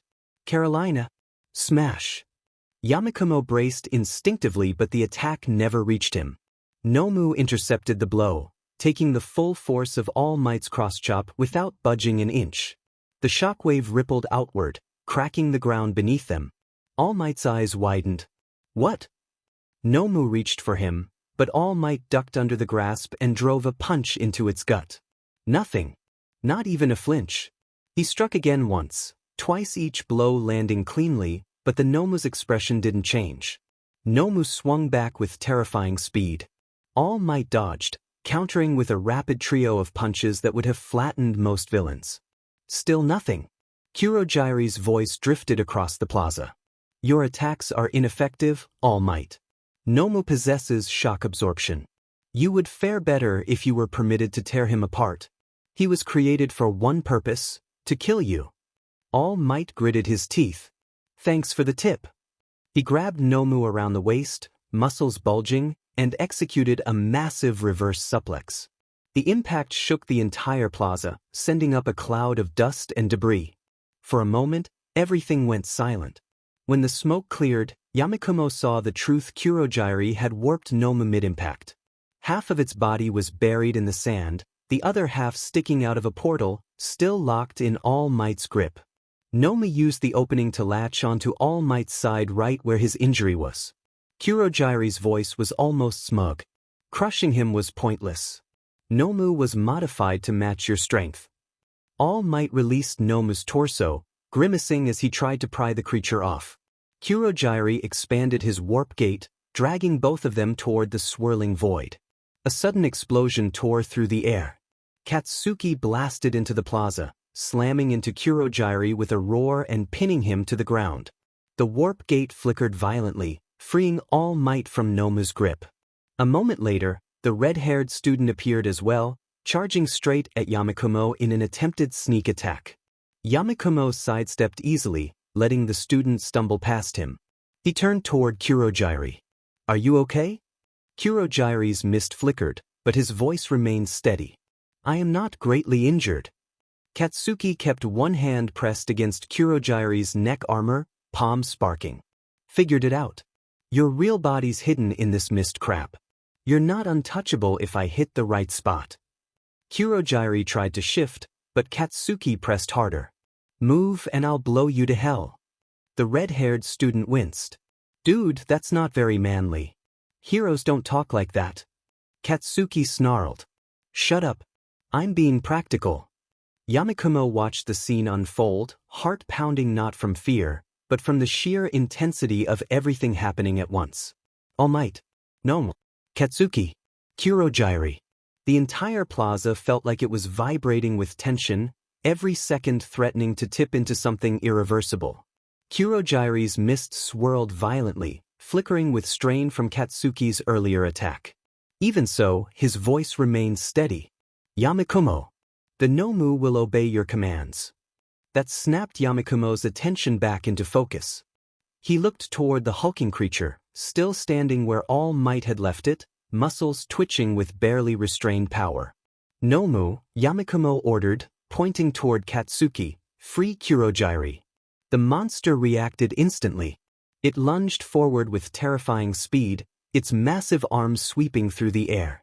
The impact created a shockwave that blasted outward, sending rubble flying and knocking everyone nearby off their feet.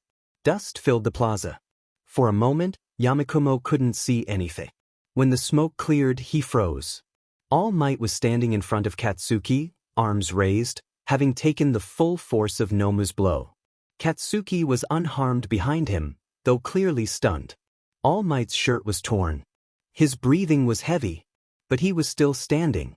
Yamakumo's first instinct was to call the whole thing off. Kurojire was free now. They could escape. They could regroup. But But then he remembered Zen's voice. The stories of Hero Society's corruption. The truth about All Might's declining power. The injury that had nearly killed his father. He clenched his fists. He couldn't back down now. All Might's limits are real, Yamakumo muttered to himself. And he's reaching them. He turned to Kurogyari. We're not done. Nomu attack All Might.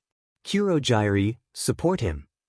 The students nearby stiffened, panic rising in their eyes. They looked between All Might and the villains, realizing the numbers had shifted. We should help him, one of them shouted. But All Might raised a hand, eyes sharp. No. Leave this to me. Go. He didn't wait for them to argue. He launched himself at Nomu, meeting the creature head-on. The clash was immediate and explosive. Their fists collided with enough force to send shockwaves rippling through the entire USJ. The ground cracked beneath them. Air pressure blasted outward in violent bursts. No one could get close, not even Yamakumo.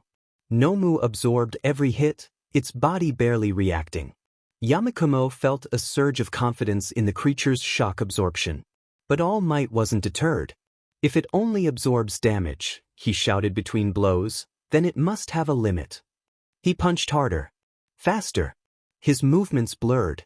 Each strike sent Nomu skidding back a little farther. Nomu retaliated with a brutal swing that forced All Might to brace himself. The symbol of peace gritted his teeth.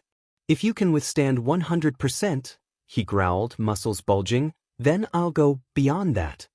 He pushed past his limit. The air cracked like thunder as All Might unleashed a barrage of punches far faster and stronger than before.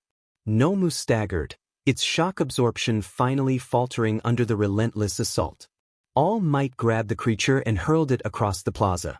Nomu crashed into the far wall, but immediately charged back. They collided midair, the impact echoing like an explosion. All Might seized the opening, twisting his body and slamming Nomu into the ground with overwhelming force. The plaza shook. All Might landed lightly, chest heaving. Nomu rose again, barely slowed. All Might narrowed his eyes. Remember this. Plus Ultra. His fist connected with Nomu's jaw in a single, devastating punch. The creature shot upward like a rocket, tearing through the roof and disappearing into the sky. Silence fell. The students stared in awe as All Might straightened, though his posture wavered. In my prime, he said, voice strained, 5 punches would have been enough. This time, it took over 300. He turned toward Yamakumo and Kurogyari, raising a threatening arm. The League of Villains is finished. Leave now or dash. Yamakumo stepped forward, unimpressed. You're barely standing. I've done my research. Your power is limited these days. You won't stop another attack. All Might's expression tightened. Kurogyari drifted closer. The other villains are recovering. The UA staff has not arrived. If we strike now, we can still defeat him. Yamakumo nodded, full cowl sparking to life around him. Then let's finish this. He rushed forward, aiming straight for All Might's weakened side. All Might's eyes widened. For the first time, Yamakumo saw real panic in them. But before Yamakumo could reach him, a gunshot rang out. Pain exploded in his shoulder as a bullet tore through it. He stumbled back, teeth gritted. Kurogyari hissed, Yamakumo. Up on the stairs, the blue-haired boy with glasses stood with the UA faculty behind him, reinforcements finally arriving. A group of villains tried to charge the teachers, but Present Mike stepped forward, inhaled deeply, and unleashed a deafening blast of sound. The villains collapsed, clutching their ears. Ectoplasm followed, exhaling a wave of ectoplasm that split into dozens of clones. They swarmed the villains, knocking them down the stairs with ruthless efficiency. Principal Nizu raised his voice. Teachers, protect the students and subdue the remaining villains. The tide had turned. Yamakumo pressed a hand to his bleeding shoulder. We need to retreat. Snipe fired again, bullets whizzing past. Yamakumo dodged, and Kurogyari expanded his mist to shield him. We need someone who can capture them from a distance. Snipe shouted. The boy with the tape dispenser elbows propped 13 up, and she activated her black hole quirk. The air warped, pulling debris and villains toward her with terrifying force. Kurojairi recognized the danger instantly. We must leave. Now. His mist wrapped around Yamakumo, pulling him into the warp. As the world dissolved, Yamakumo glared at All Might and Katsuki. This isn't over, he said. I'll be back for both of you. And then he vanished into the fog. Kurojairi's warp released them into the dim, familiar quiet of the hideout. The sudden stillness after the chaos of the USJ made Yamakumo's ears ring. His shoulder throbbed sharply where the bullet had torn through, and the adrenaline that had carried him through the last minutes of the fight finally began to drain from his body. Kurojairi guided him to the medical cot with a steady hand. Sit. I'll treat the wound. Yamakumo obeyed, jaw clenched as he lowered himself onto the edge of the cot. Kurojairi's mist shifted as he retrieved supplies, the cool antiseptic stinging as it touched raw skin. Yamakumo hissed under his breath but didn't pull away. Before either of them could speak, the monitor on the wall flickered to life. Zen's voice came through immediately, calm but expectant. How did things go? Yamakumo's breath hitched.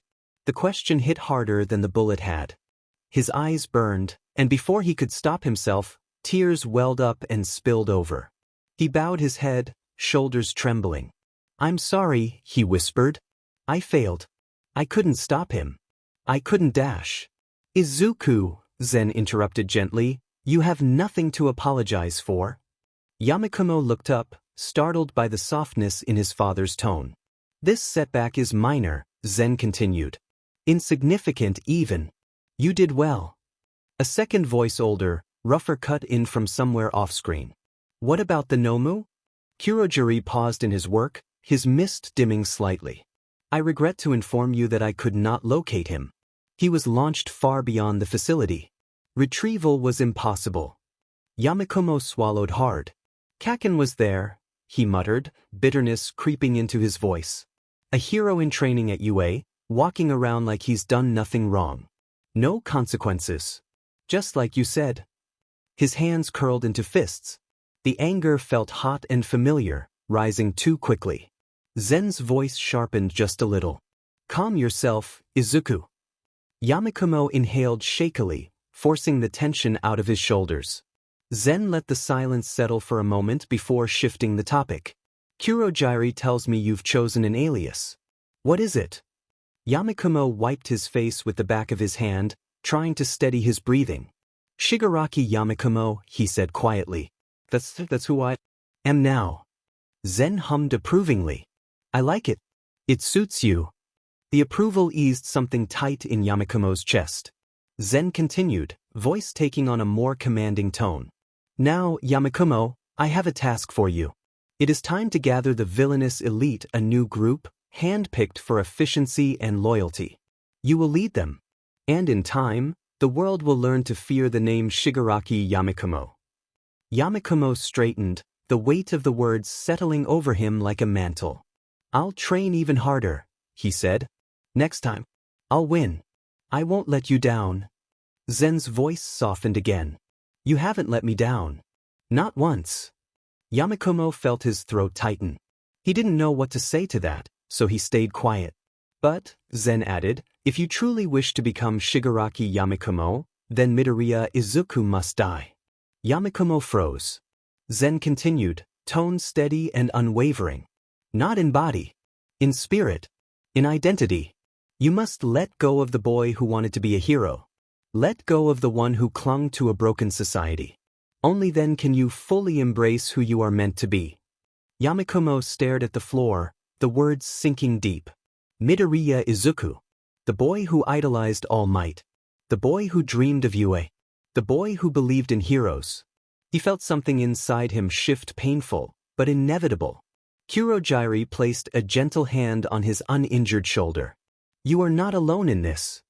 Yamakumo nodded slowly, breathing out a long, unsteady exhale. All right, he said. I'll let him go. And for the first time, he said it with certainty. I am Shigaraki Yamakumo. 6 weeks passed in a strange rhythm of recovery and training.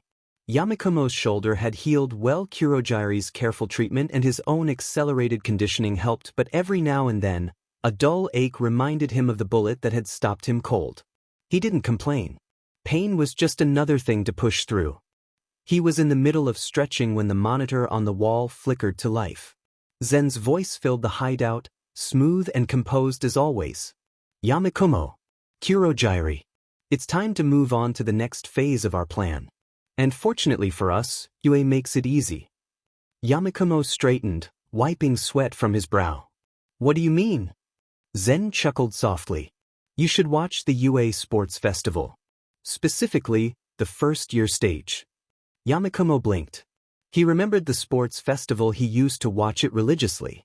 Back when he still dreamed of being on that stage himself. Back when he was still Midoriya Izuku.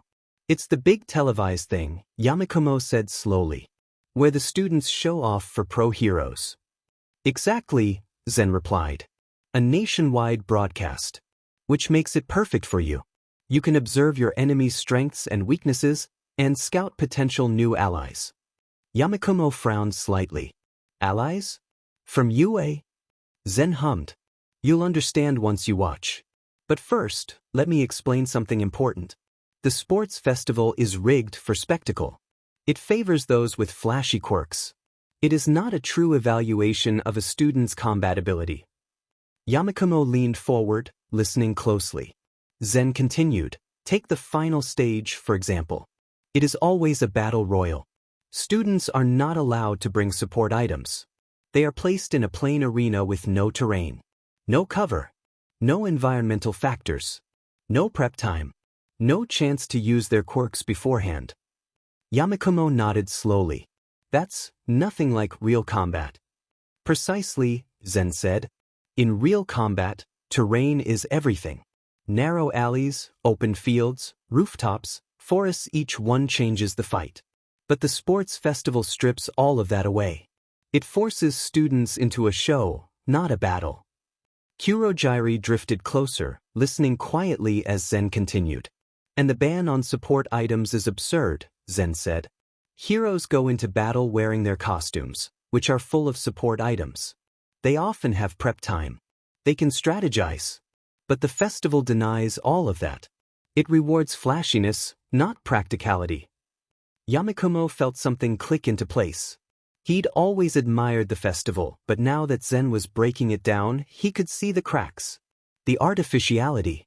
The way it catered to the crowd rather than the reality of hero work. Zen's voice sharpened slightly. Students with powerful quirks may be made to look useless simply because their abilities aren't flashy enough for the audience. Meanwhile, those with showy quirks are elevated even if their combat value is limited. Yamakumo nodded. So, don't focus on the winners. Exactly, Zen said. Pay attention to those who lose. Those who don't place high. They will be far more valuable to you than the winners. The winners are chosen because they entertain. The others? They may have real potential, real strength, real usefulness. Yamakumo felt a spark of excitement. I'll watch. I'll take notes. Good, Zen said. But remember what I told you before. You must also begin gathering new allies. The villainous elite will not form themselves. Yamakumo nodded firmly. I haven't forgotten. I'll find them. Zen's tone softened, just slightly. I know you will. The monitor dimmed, leaving Yamakumo standing in the quiet room, mind already racing with possibilities. The sports festival. A chance to study UA from the inside. A chance to find others who didn't fit the mold hero society forced them into. A chance to build something new. He exhaled slowly, feeling the weight of his new identity settle deeper into his bones. Shigaraki Yamakumo would be watching. Yamakumo settled into the chair in front of the computer, the glow of the screen reflecting faintly off the metal fixtures of the hideout. The UA Sports Festival broadcast was already queued up, paused at the opening shot of the stadium. He exhaled slowly, rolled his shoulders, and hit play.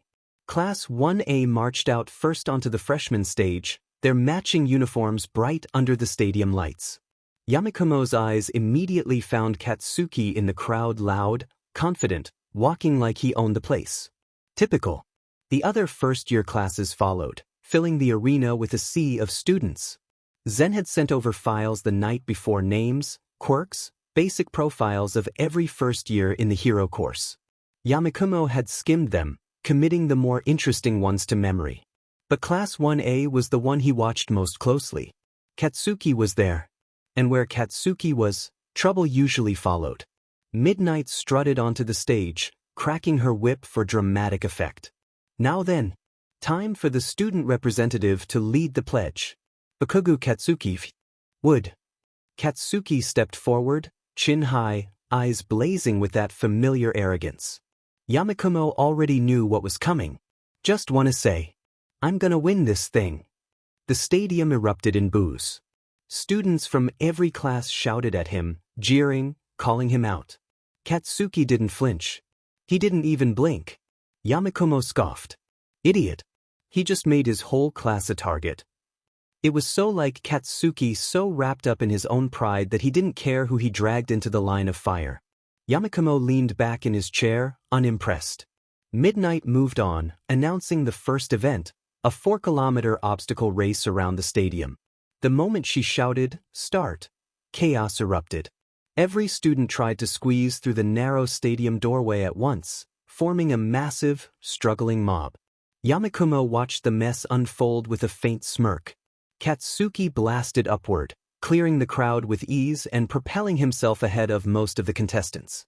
The commentators immediately started praising him, present mic practically screaming into the mic about Katsuki's explosive mobility. Yamakumo rolled his eyes. Of course he's in the lead. Still, he paid attention to the way Katsuki angled his blasts, the timing of each propulsion, the way he shifted his weight midair. It was reckless, but effective. And it gave Yamakumo ideas.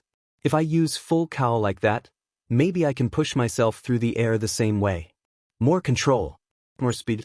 He watched for a few more minutes, but the longer Katsuki stayed in front and the louder the commentary got, the more irritated Yamakumo became. The praise, the excitement, the spectacle of it all, it grated on him. He finally stood up with a sigh. Kurogyri, call me when the fighting tournament starts. And take notes on anyone you think might be useful. Kurogyri bowed slightly. Of course. Yamakumo left the computer running and headed down the hall to the training room. The moment he stepped inside, he activated the shifting terrain mode. The floor rumbled beneath him as platforms rose and fell, creating uneven ground, narrow ledges, and sudden drops far more realistic than anything the sports festival offered. He took a breath, letting the familiar hum of energy build inside him. Full cowl, 5%. Green lightning crackled across his limbs, sharp and controlled. He crouched low, remembering the way Katsuki had launched himself forward with each explosion. The angle of his arms. The timing. The momentum. Yamakumo pushed off the ground, channeling power through his legs.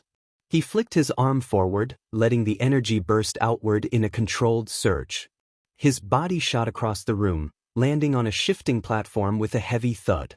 Not perfect, but close. He reset his stance, eyes narrowing with focus. He launched himself forward, adjusting the angle, the timing, the force.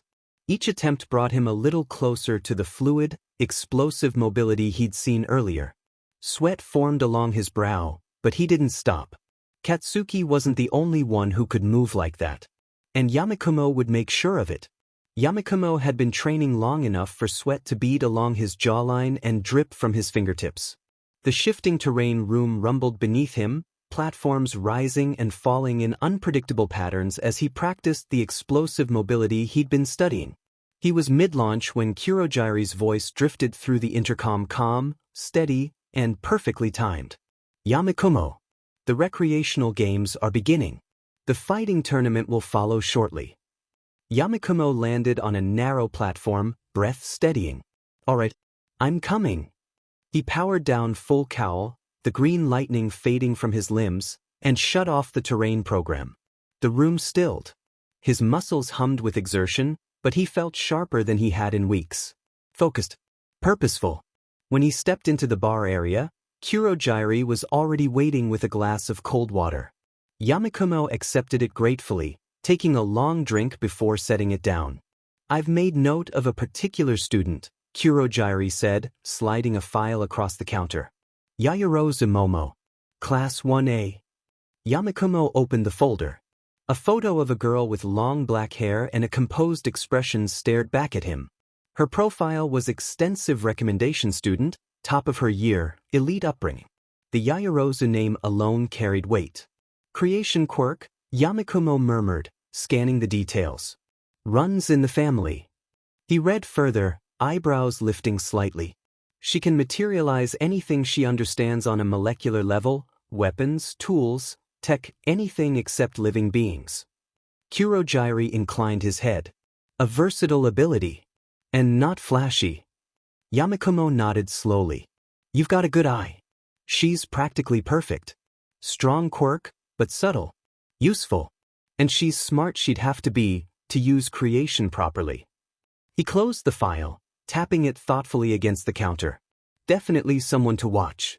The broadcast continued in the background, showing the recreational games' light-hearted events meant to entertain the crowd before the real competition began.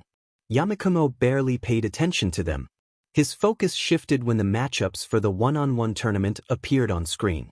He leaned forward, reading each pairing carefully. Shiro Hanta vs. Shinso Hitoshi. Shizuki Ibara vs. Kaminari Denki. Ida Tenya vs. Hatsume. Ashido Mina vs. Aoyama Yuga. Tokoyami Fumikage vs. Yayoro Zumomo. Kirishima Ijuru vs. Tetsu Tetsu. Bakogu Katsuki vs. Uraraka Ochako. Yamakumo's eyes lingered on two names in particular. Yayoro's match, he said quietly. And the girl fighting Kaken. He didn't know her Uraraka Ochako, but anyone facing Katsuki was worth observing. Katsuki had a way of exposing people's limits, whether they wanted him to or not. He made a mental note to watch both fights closely. Before he could settle back into the broadcast, Kurojairi's mist shifted beside him. Yamakumo. There is something else you should see. He gestured toward a second monitor, where a news broadcast was playing. The headline alone was enough to catch Yamakumo's attention. Hero killer, Stain strikes again. The footage showed a dark alley, police tape, shaken pro-heroes giving statements. The anchor spoke in a tense, urgent tone about Stain's ideology, his attacks on false heroes, and the rising fear surrounding his name. Kurojairi folded his hands behind his back. He may be an ally. Yamakumo frowned. Stain? I don't know. That's and unpredictable. Perhaps, Kurojairi said, but his ideology aligns with certain aspects of ours. He despises the current state of hero society. Yamakumo watched the screen for another moment, weighing the idea. Stain was dangerous, but so were most useful people. Fine, he said at last. Arrange a meeting. I'll hear him out. Kurojairi bowed his head slightly. As you wish. Yamakumo turned back to the main broadcast, present Mick's voice booming through the speakers with his usual over-the-top enthusiasm. Yamakumo leaned forward, elbows on the counter, eyes narrowing with focus. The first match was already underway. Shiro Hanta vs. Shinso Hitoshi. It didn't last long. Shinso stood calmly in the arena, hands in his pockets, expression unreadable as he said something. Shiro, ever the easygoing type, called out something casual in response, probably a joke or a greeting. The moment he spoke, Shinsu's eyes sharpened. Shiro froze mid-step. Yamakumo recognized the shift immediately. Brainwashing, he murmured. Simple trigger. Verbal response. On the screen, Shiro turned stiffly and walked straight out of bounds, expression blank. Midnight raised her whip and declared Shinso the winner. Yamakumo tapped his fingers against the counter. There's no way he passed the entrance exam with that quirk. Eraserhead must have pulled strings. It wasn't bitterness, just observation. The entrance exam was built around raw offense. Brainwashing wouldn't have helped Shinso destroy robots. But in infiltration? In manipulation? It had potential. The second match began almost immediately, Shizuki Ibara vs. Kaminari Denki. Present Mike introduced Ibara as an assassin, which made the girl's serene expression tighten. She raised a hand politely. I must correct you, she said, voice gentle but firm. It is my humble quest to spread good and salvation across the world. I would never kill my opponent. Present Mike sputtered an apology, and the crowd laughed. Yamakumo watched her closely. Her composure was impressive, calm, confident, grounded. A stark contrast to Kaminari, who was already grinning and waving at the audience. When midnight signaled the start, Kaminari pointed at Ibra with a wink. Hey, after I win, wanna grab something to eat? I can comfort you after your loss. Yamakumo sighed. This idiot. Kaminari didn't wait for a response. Electricity crackled across his body as he charged up, shouting the name of his technique with dramatic flair. Indiscriminate shock. 1.3 million volts. A burst of electricity exploded outward, arcing across the arena. The crowd gasped while Present Mike screamed commentary. Ibra simply turned around. Her vine-like hair unfurled, weaving itself into a thick, layered shield. The electricity washed over it harmlessly, grounding out through the vines. When the smoke cleared, Kaminari was standing there with a vacant, goofy smile, his brain fried from overuse. Ibra didn't hesitate. Her vines shot forward, wrapping around Kaminari's torso and lifting him gently but firmly off the ground. She hung him over the edge of the stage like a misbehaving cat. Midnight raised her whip. Winner, Shiozaki Ibara. Yamakumo leaned back, arms crossed. Kaminari Denki. Electrification quirk. Strong output but no control. And Yue hasn't taught him how to manage the drawback. He made a mental note. A quirk like that, raw power, wide range, and the potential for precision if trained properly, could be incredibly useful. And Yue clearly wasn't giving him the guidance he needed. Yamakumo stayed seated at the bar, one hand loosely wrapped around his glass of water as the next match began. He didn't bother leaning forward this time. Hatsum Mei was already waving dramatically to the crowd, her pink goggles glinting under the stadium lights, and Ida Tenya stood across from her in a rigid, formal stance. Yamakumo didn't need to watch to know how this one would go. Mei immediately launched into a full-blown presentation, showing off every gadget she'd brought from the support course. She used Ida as a test dummy more than an opponent, strapping inventions onto him, demonstrating their functions, and explaining their specs to the cameras. Ida tried to keep up, but Mei's enthusiasm steamrolled him completely. Yamakumo sighed. She's not even fighting. Just advertising. Eventually, after showcasing every piece of tech she'd brought, Mei cheerfully walked herself off the stage, waving to the crowd as if she'd just finished a product launch. Midnight declared Ida the winner by default. Yamakumo didn't bother taking notes. Ida came from a long, prestigious line of pro heroes. He was practically born into the system. Someone like that would never rebel, no matter how flawed hero society became. And Mei? Well, she was talented, but she wasn't a fighter. Not someone he needed. The next match caught his attention only slightly more. Ashido Mina versus Aoyama Yuga. Yuga opened with his usual flair, firing a sparkling naval laser across the arena. Mina reacted instantly, secreting acid from her feet and using it to slide across the stage with surprising speed. She weaved between the beams, laughing as she moved. "We trained together during the battle trial," she called out. "I already know your weakness." Yuga fired again, but his aim grew sloppier with each shot. Mina dodged effortlessly, skating across the arena like she was on ice. When Yuga unleashed a particularly large beam, he staggered, clutching his stomach. Mina didn't hesitate.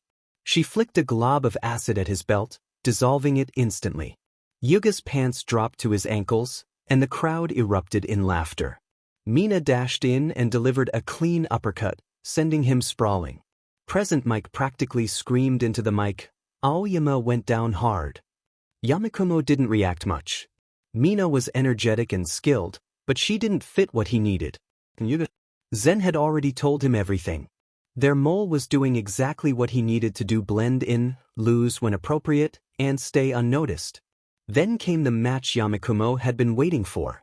Tokoyami Fumikage versus Yayoro Zumomo. He straightened in his seat, eyes narrowing. This was the one that mattered. Present Mike introduced them with his usual dramatic flair. Fumikage stood calm and composed, dark shadow flickering behind him. Momo looked focused, though a hint of nerves showed in her posture. Yamakumo exhaled slowly. In a real fight she'd win this easily. Creation was versatile, adaptable, and powerful. Dark Shadow was strong, but predictable. But this wasn't a real fight. This was the sports festival rigged for spectacle, not practicality. The match began abruptly, catching Momo off guard. Dark Shadow lunged immediately, forcing her to throw up a shield. She tried to create a polearm, but Dark Shadow looped around and struck her shield before she could finish forming the weapon. The impact rattled her, knocking her off balance. Dark Shadow attacked again, knocking the shield clean off her arm. Momo gritted her teeth and created another shield, but Dark Shadow rammed it with enough force to send her sliding backward. She dug her heels in, trying to stabilize herself. Then, suddenly, the attack stopped. Momo blinked, confused. She began forming a bow staff, preparing to counterattack. Yaoyorozu Momo is out of bounds, Midnight announced. Momo froze. She looked down and saw her foot had slid just past the boundary line. Her expression fell, disbelief and frustration mixing across her face. Midnight raised her whip. Winner, Tokoyami Fumikage. Fumikage recalled Dark Shadow and bowed respectfully to Momo before leaving the stage. The crowd applauded politely, though present mixed commentary made it sound like another overwhelming victory. Yamakumo's jaw tightened. She didn't lose, he thought. She was set up to fail. Momo's quirk required time, focus, and strategy, none of which the festival allowed. The moment she tried to think, the match was already over. And now, to the public, she'd look weak. Ineffective. A disappointment. Her potential was being wasted. Yamakumo leaned back in his chair, frustration simmering beneath his calm exterior. Yaoyorozu Momo was exactly the kind of person Zen had told him to look for: powerful, intelligent, undervalued by the system. And now, thanks to this farce of a tournament, she'd be dismissed by the very people who should have recognized her worth. He made a mental note. Yamakumo stayed at the bar counter, arms folded, watching the next match with only half his attention.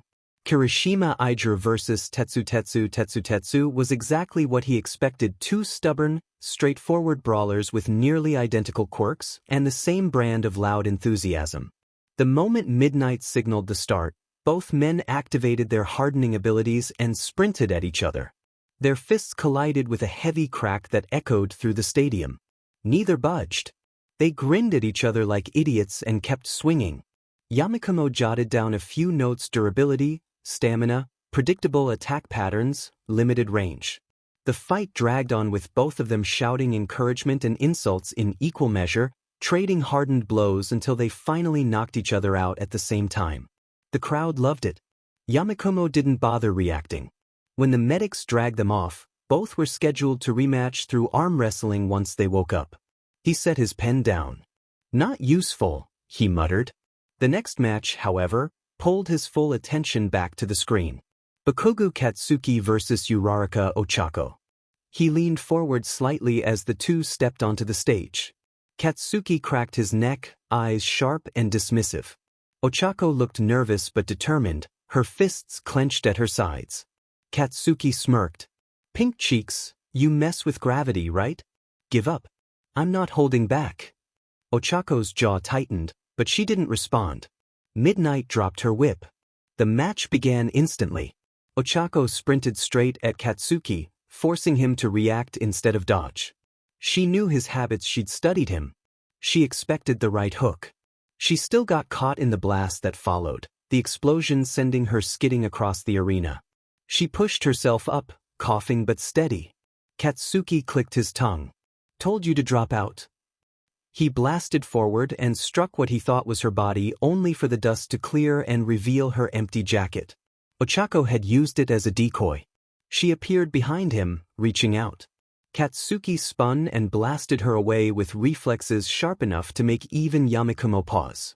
She rushed him again. He blasted her again. And again. And again. Ochako kept coming, refusing to give him a moment to breathe. The pro heroes in the stands murmured that she was desperate, that her earlier feint had failed and she had nothing left. The crowd began to boo Katsuki, calling him cruel, calling him a villain, calling him a brute for bullying a girl who couldn't touch him. Yamakumo couldn't help the faint smirk tugging at his mouth. Seeing Katsuki get booed was satisfying. Still, he felt an itching urge to tell the crowd they were missing the point entirely. If he were there, he'd tell them to look closer. Aizawa did just that. The camera cut to the homeroom teacher, who glared at the man who'd started the uproar. Are you a pro hero? If you are, go home and hang up your cape. Find a different career. The crowd fell silent. Aizawa continued, voice flat but firm. Bakuga's fierceness is an acknowledgement of his opponent's strength. He's doing everything he can to keep her at bay. If he slips, even once, she'll win. Back in the arena, Katsuki stayed focused. Ochako staggered but didn't fall. He narrowed his eyes. She's not dead yet? Ochako smiled weakly. Thanks for keeping your eyes on me. Yamakumo blinked. Something clicked. He finally understood her strategy. Throughout the entire fight, Ochako had stayed low, forcing Katsuki's explosions downward. Every blast tore up more of the arena floor. And while she kept him busy, she'd been floating debris dozens of chunks of concrete high above the stage. She released them all at once. A meteor shower rained down toward Katsuki. The crowd gasped. Even Yamakumo leaned forward, impressed. Ochako believed that no matter what Katsuki did, she'd get close enough to touch him. But Katsuki didn't dodge. He planted his feet, grit his teeth, and unleashed a massive explosion that tore through the air. The blast obliterated every falling piece of debris and sent Ochako flying back. The shockwave rattled the stadium. When the smoke cleared, Katsuki's hand was shaking. That was close, he muttered. Ochako stared, stunned. She'd put everything into that attack. She pushed herself up again, trembling, refusing to give in. Katsuki watched her rise. Now, time for us to get serious. Uraraka. It was the first time he'd used her real name. But Ochako's body finally gave out. She collapsed to her knees, then fell forward again. Even then, she clawed at the ground, trying to keep moving toward him. Katsuki's eyes widened slightly. He hadn't expected that kind of stubbornness. Midnight rushed in, checking her pulse. She's unconscious. Winner, Bakugo Katsuki. The crowd erupted, some cheering, some booing, some stunned into silence. Yamakumo sat back, thoughtful. He hadn't expected much from Ochako, but she'd shown grit, strategy, and a willingness to push herself far beyond her limits. She wasn't flashy, but she was clever. Determined. Underestimated. He picked up his pen and added her name to the list with Momo and Denki. Potential ally, he murmured. Yamakumo let the sports festival stream fade into background noise. The quarter-final matchups were predictable, and none of the remaining students interested him. He had already found the ones worth watching: Momo, Denki, Ochako. The rest were either too loyal to the system, too shallow in their thinking, or too limited in their quirks to be worth the effort. He closed the tab with a flick of his wrist. Kurogyari phased into the room a moment later, mist drifting in slow, tired waves. I was unable to locate Stain, he reported. But I will continue attempting to arrange a meeting. Yamakumo nodded. Good. Let me know the moment you get anything. I'm going to train. Kurogyari inclined his head. As you wish. Yamakumo left the bar and made his way down the hall, rolling his shoulder once. It still ached faintly from the bullet wound, but the pain was manageable. A reminder of how far he still had to go. The training room lights flickered on as he entered. He stood in the center of the space for a moment, breathing in the faint metallic scent of the equipment. The room was quiet, waiting for him. He activated the terrain program again. The floor rumbled, shifting into uneven platforms and narrow ledges. The air stirred with the movement, dust drifting lazily in the artificial wind. Yamakumo exhaled and let full cowl spark to life. Green lightning crawled across his limbs, brighter than before. He pushed the energy outward, letting it settle into his muscles, his bones, the rhythm of his breathing. 5%, he murmured. Hold it steady. He crouched and launched himself forward. The burst of speed was clean, sharper than earlier. He landed on a rising platform and immediately pushed off again, adjusting the angle of his jump. His body responded faster now, the energy flowing more naturally. He landed hard, knees bending to absorb the impact. The platform dipped under his weight before rising again. He straightened, breathing evenly. Not enough. He closed his eyes and focused on the hum of power under his skin. He could feel the limit like a wall pressing back against him. He pushed a little harder. The lightning brightened. 6%. The strain hit immediately, a sharp pull in his muscles, but he held it. He launched himself again, faster this time. The room blurred around him as he moved from platform to platform, each landing sending a jolt up his legs. He gritted his teeth and kept going. He remembered Katsuki's movements during the obstacle race, the way he used his explosions to propel himself, to change direction mid-air, to stay unpredictable. Yamakumo tried to mimic the rhythm, adjusting his jumps, shifting his weight, letting full cowl carry him in sharp bursts. He misjudged a landing and stumbled, catching himself on the edge of a platform. His shoulder flared with pain, but he ignored it and pulled himself up. Again. He pushed off, this time focusing on control rather than speed. The lightning flickered, threatening to destabilize, but he forced it back into place. His body trembled with the effort. He landed, breath coming faster now. 7%. The moment he said it, the energy surged too quickly. His muscles screamed in protest, and he dropped to one knee, catching himself before he hit the floor completely. Sweat dripped down his temple. He stayed there for a moment, breathing through the strain. He wasn't ready for 7. Not yet. But he would be. He pushed himself back to his feet, shaking out his arms. The lightning dimmed to a steady glow again. He reset his stance. 5%. Build from there. He launched himself forward once more, determination settling deep in his chest. He wasn't just training to get stronger. He was training to surpass the limits that had once defined him. To become someone who could stand against all might. Someone who could reshape the world Zen had shown him. Someone who no longer answered to the name Midoriya Izuku.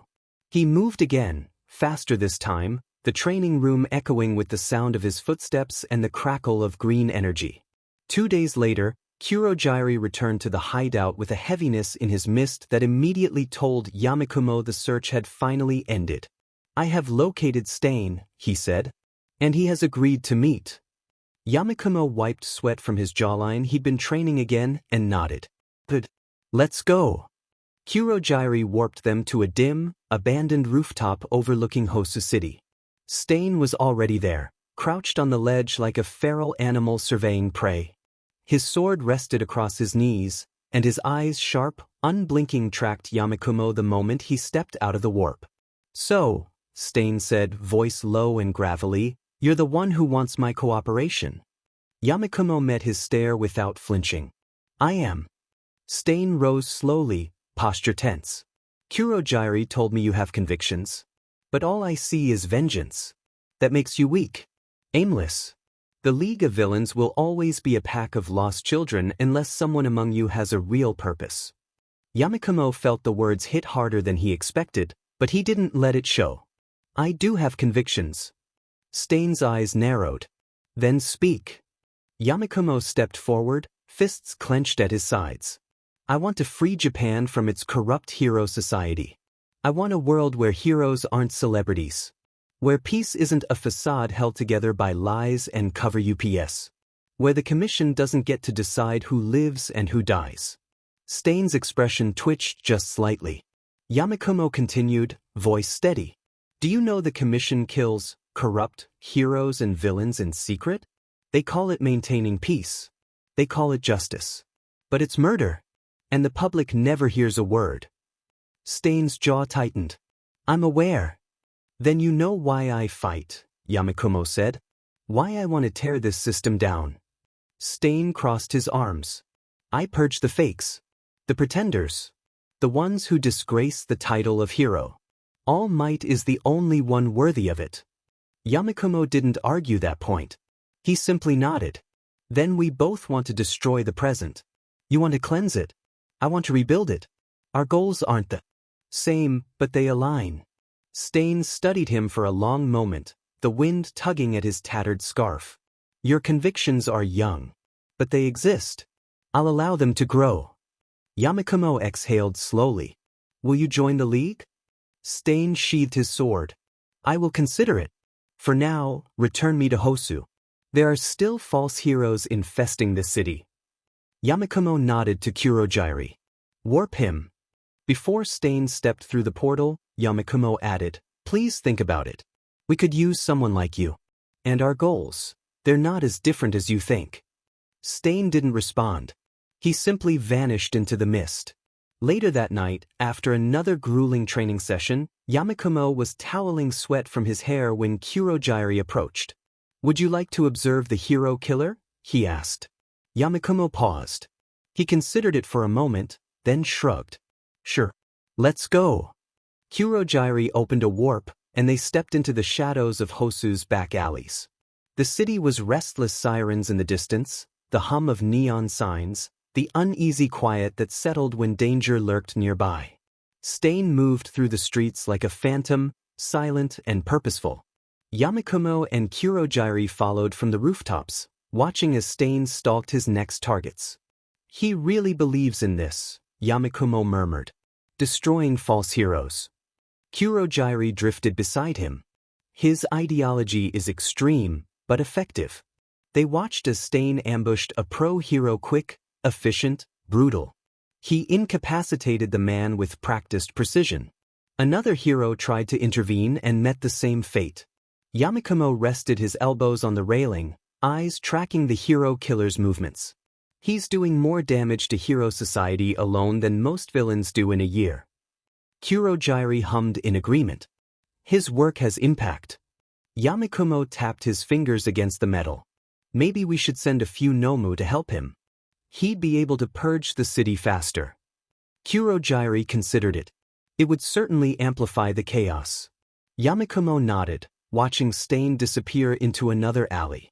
Then let's do it. If he's going to tear down the system, we might as well give him the tools to do it. The night air was cool against his skin, and for the first time in a long while, Yamakumo felt the shape of something forming an alliance, a movement, a shift in the balance of power.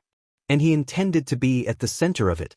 Kurojiri's warp gates opened across Hosu like dark wounds in the air, and the Nomu he released spilled into the streets with heavy, uneven steps. Their arrival shattered the uneasy quiet of the city. Screams rose almost immediately. Cars skidded. Alarms blared. Civilians scattered in every direction as the creatures lunged at anything that moved. It didn't take long for the flames to appear. Endeavor arrived in a blaze of heat, fire roaring around him as he tore through the first Nomu with brutal efficiency. Burnin and several of his flaming sidekickers followed close behind, green flames lighting up the alleys and rooftops. The Nomu were strong, but they weren't built to withstand Endeavor's raw firepower. One by one, they fell, charred and smoking. Burnin, help with evacuation. Endeavor barked. I'll handle the rest. Burnin saluted with a grin and shot off, flames propelling her upward. The chaos worked perfectly for Stain. While the heroes were distracted, he slipped deeper into the alleys, moving like a shadow with purpose.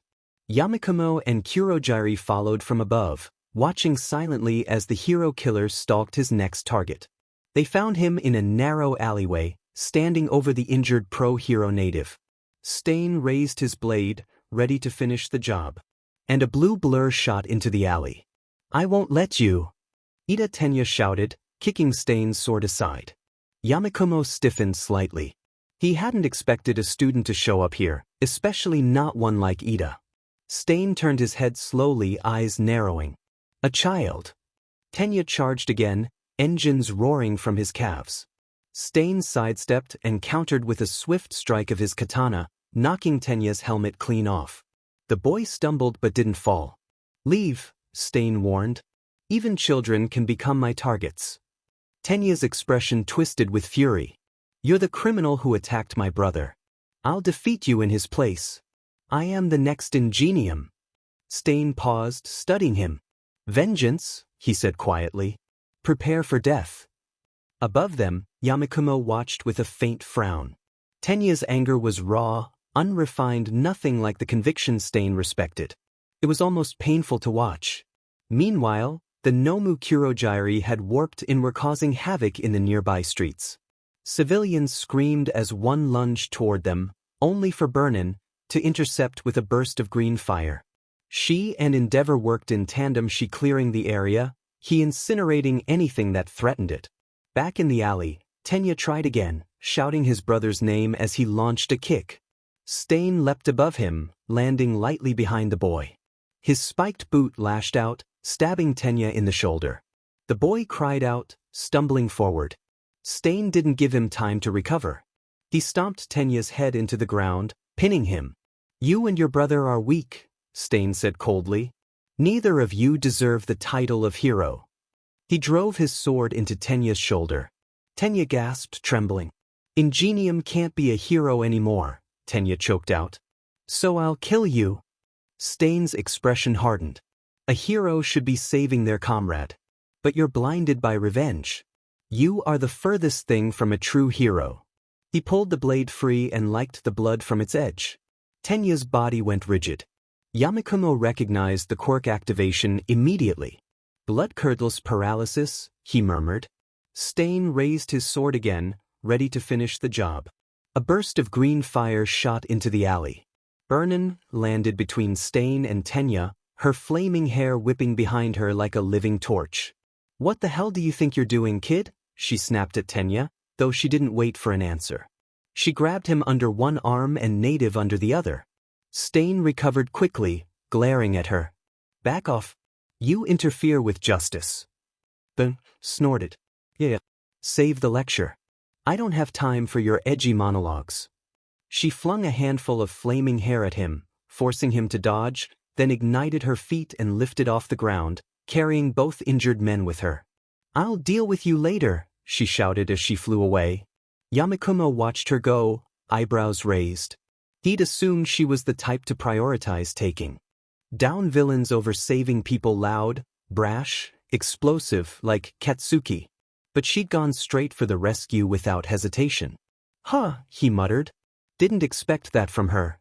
Kurogiri drifted beside him. "She is more capable than she appears." Yamakumo nodded slowly, eyes returning to Stain below. The hero killer stood alone now, sword dripping, breathing steady despite the interruption. The chaos in Hosu was far from over. Burnin didn't stay gone for long. Yamakumo had barely shifted his weight on the rooftop when a streak of green flame cut back through the sky. Burnin dropped into the alley like a meteor, her flaming hair whipping behind her as she slammed a heel into the pavement right beside Stain. He reacted instantly, blade flashing upward, but she was already airborne again, twisting out of reach. "All right, hero killer," Burnin called down, voice sharp and crackling with heat. "You want to fight someone? Fight me instead." Stain's eyes narrowed. "You should have fled with the others." Burnin grinned. "I'm not done with you." She dove. Stain met her halfway, steel clashing against flame. Burnin's hair lashed out like living fire, forcing Stain to weave between the burning strands. He ducked under a flaming kick, rolled forward, and slashed upward. Burnin blocked with a burst of fire from her palm, the heat warping the air between them. She pressed forward, throwing a rapid series of kicks that left trails of green flame in their wake. Stain dodged the first two, parried the third with the flat of his blade, and countered with a move aimed at her ribs. Burnin twisted aside, the tip of the sword grazing her jacket. "Fast," Stain muttered. "Yeah," Burnin shot back. "And you're annoying." She blasted forward, flames erupting from her feet. Stain braced, sliding back across the alley as her kick collided with his guard. He retaliated with a spinning slash that forced her to leap back, boots skidding across the pavement. Before either could re-engage, a roar of fire lit up the alley. Endeavor arrived in a blaze of heat, the rest of the flaming sidekickers behind him. The alley glowed orange from the intensity of his flames. Stain's expression twisted into something feral. "Endeavor!" Endeavor stepped forward, flames rising higher. "Hero killer! You're done!" Stain raised his sword, blood dripping from its edge.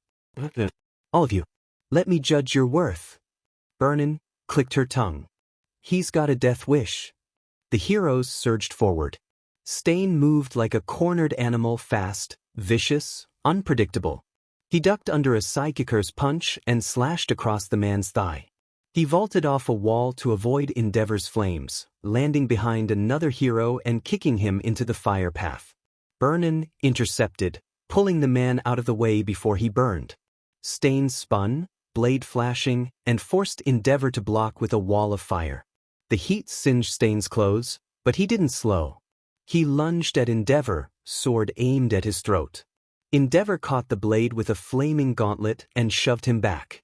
"You're skilled," Endeavor growled, "but you're outmatched." Stain spat blood onto the ground. "Skill is all that matters." He charged again, slicing through a Psychicer's flame blast and nearly reaching Endeavor's chest before Burnin tackled him from the side.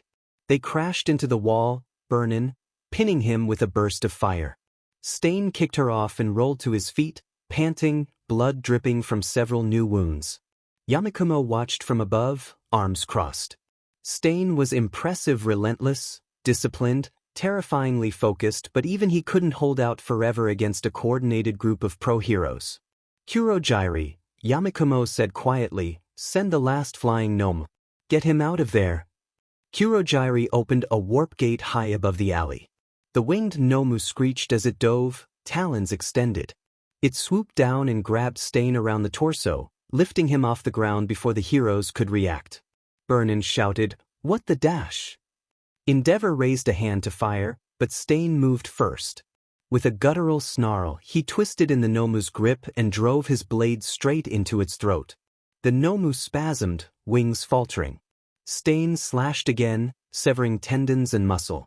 The creature shrieked and plummeted. They crashed into the street in a heap of broken flesh and shattered pavement. Stain pushed himself up, blood pouring from his wounds. The Nomu lay dead beside him. The heroes stared, stunned. Stain staggered to his feet, chest heaving. Fake heroes, pathetic criminals. All must be purged for a just society. The bandages on his face slipped free, revealing the full intensity of his expression, wild, determined, unbroken. A wave of killing intent rolled off him. Yamakumo felt it even from the rooftop. A cold, suffocating pressure that made the air feel heavy. Burnin froze mid-step. Several Psychicers stumbled back. Even Endeavor hesitated, boots scraping against the pavement as he instinctively shifted away. Stain raised his sword, ready to strike. But his body betrayed him. His breath hitched. His knees buckled. His wounds finally caught up with him. He collapsed forward, catching himself on one hand before falling completely. He didn't move again.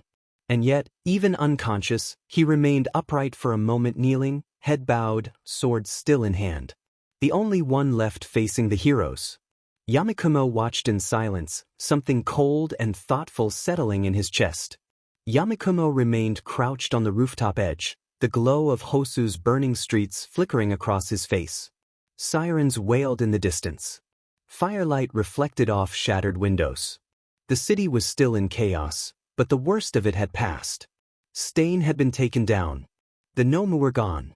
The heroes were scrambling to regain control. Kurogyri hovered beside him, silent and watchful. Down below, two news reporters rounded a corner with their cameras raised, scanning the rooftops for any sign of lingering villains. One of them spotted the faint outline of Yamakumo's silhouette against the sky. The camera jerked upward.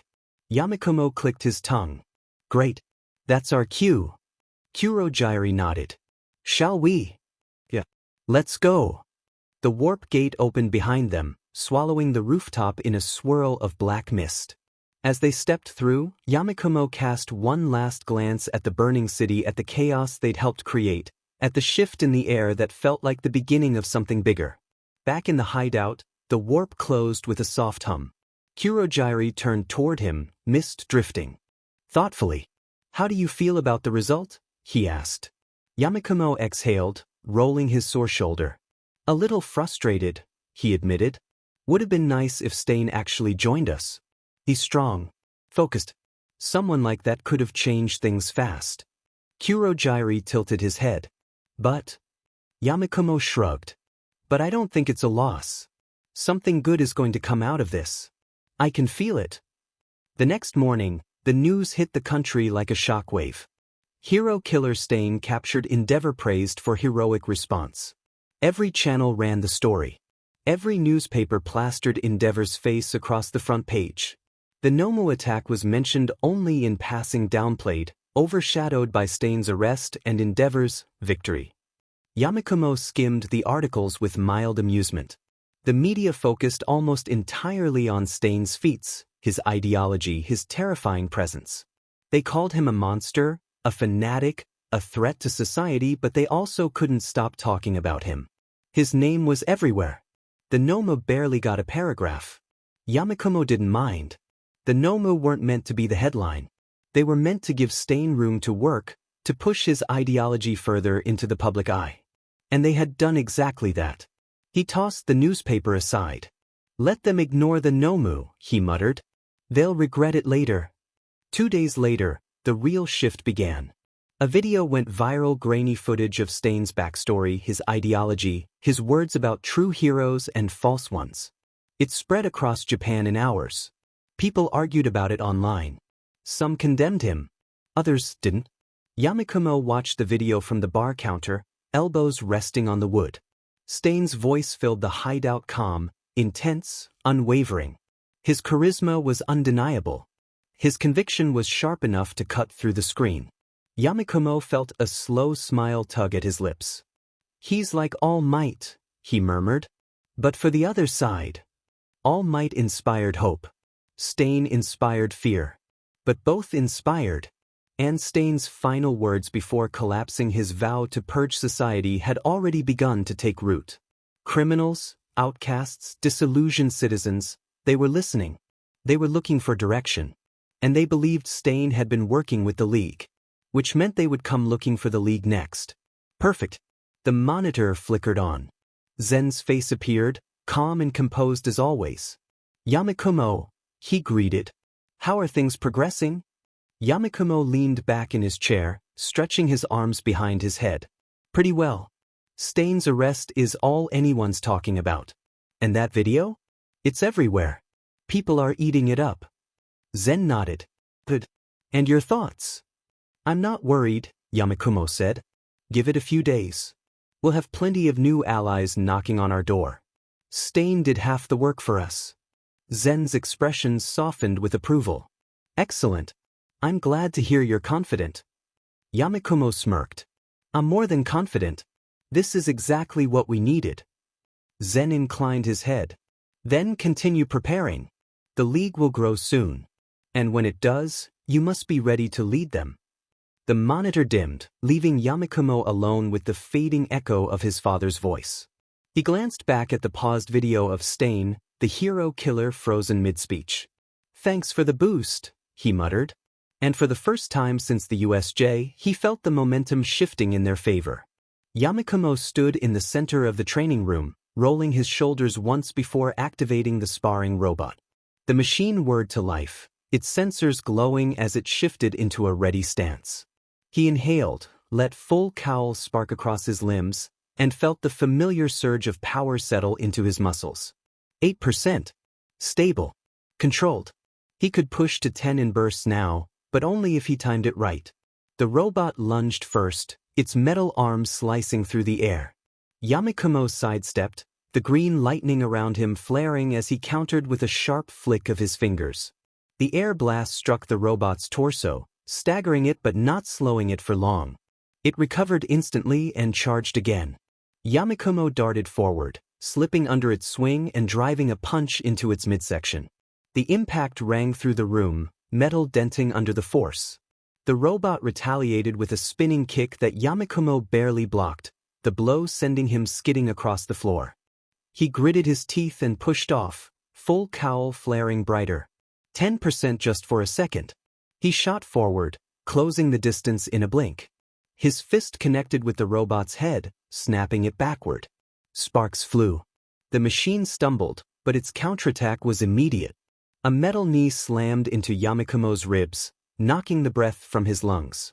Before he could recover, the robot grabbed him by the arm and hurled him across the room. He hit the wall hard enough to rattle the panels. Yamakumo groaned, rolling onto his back.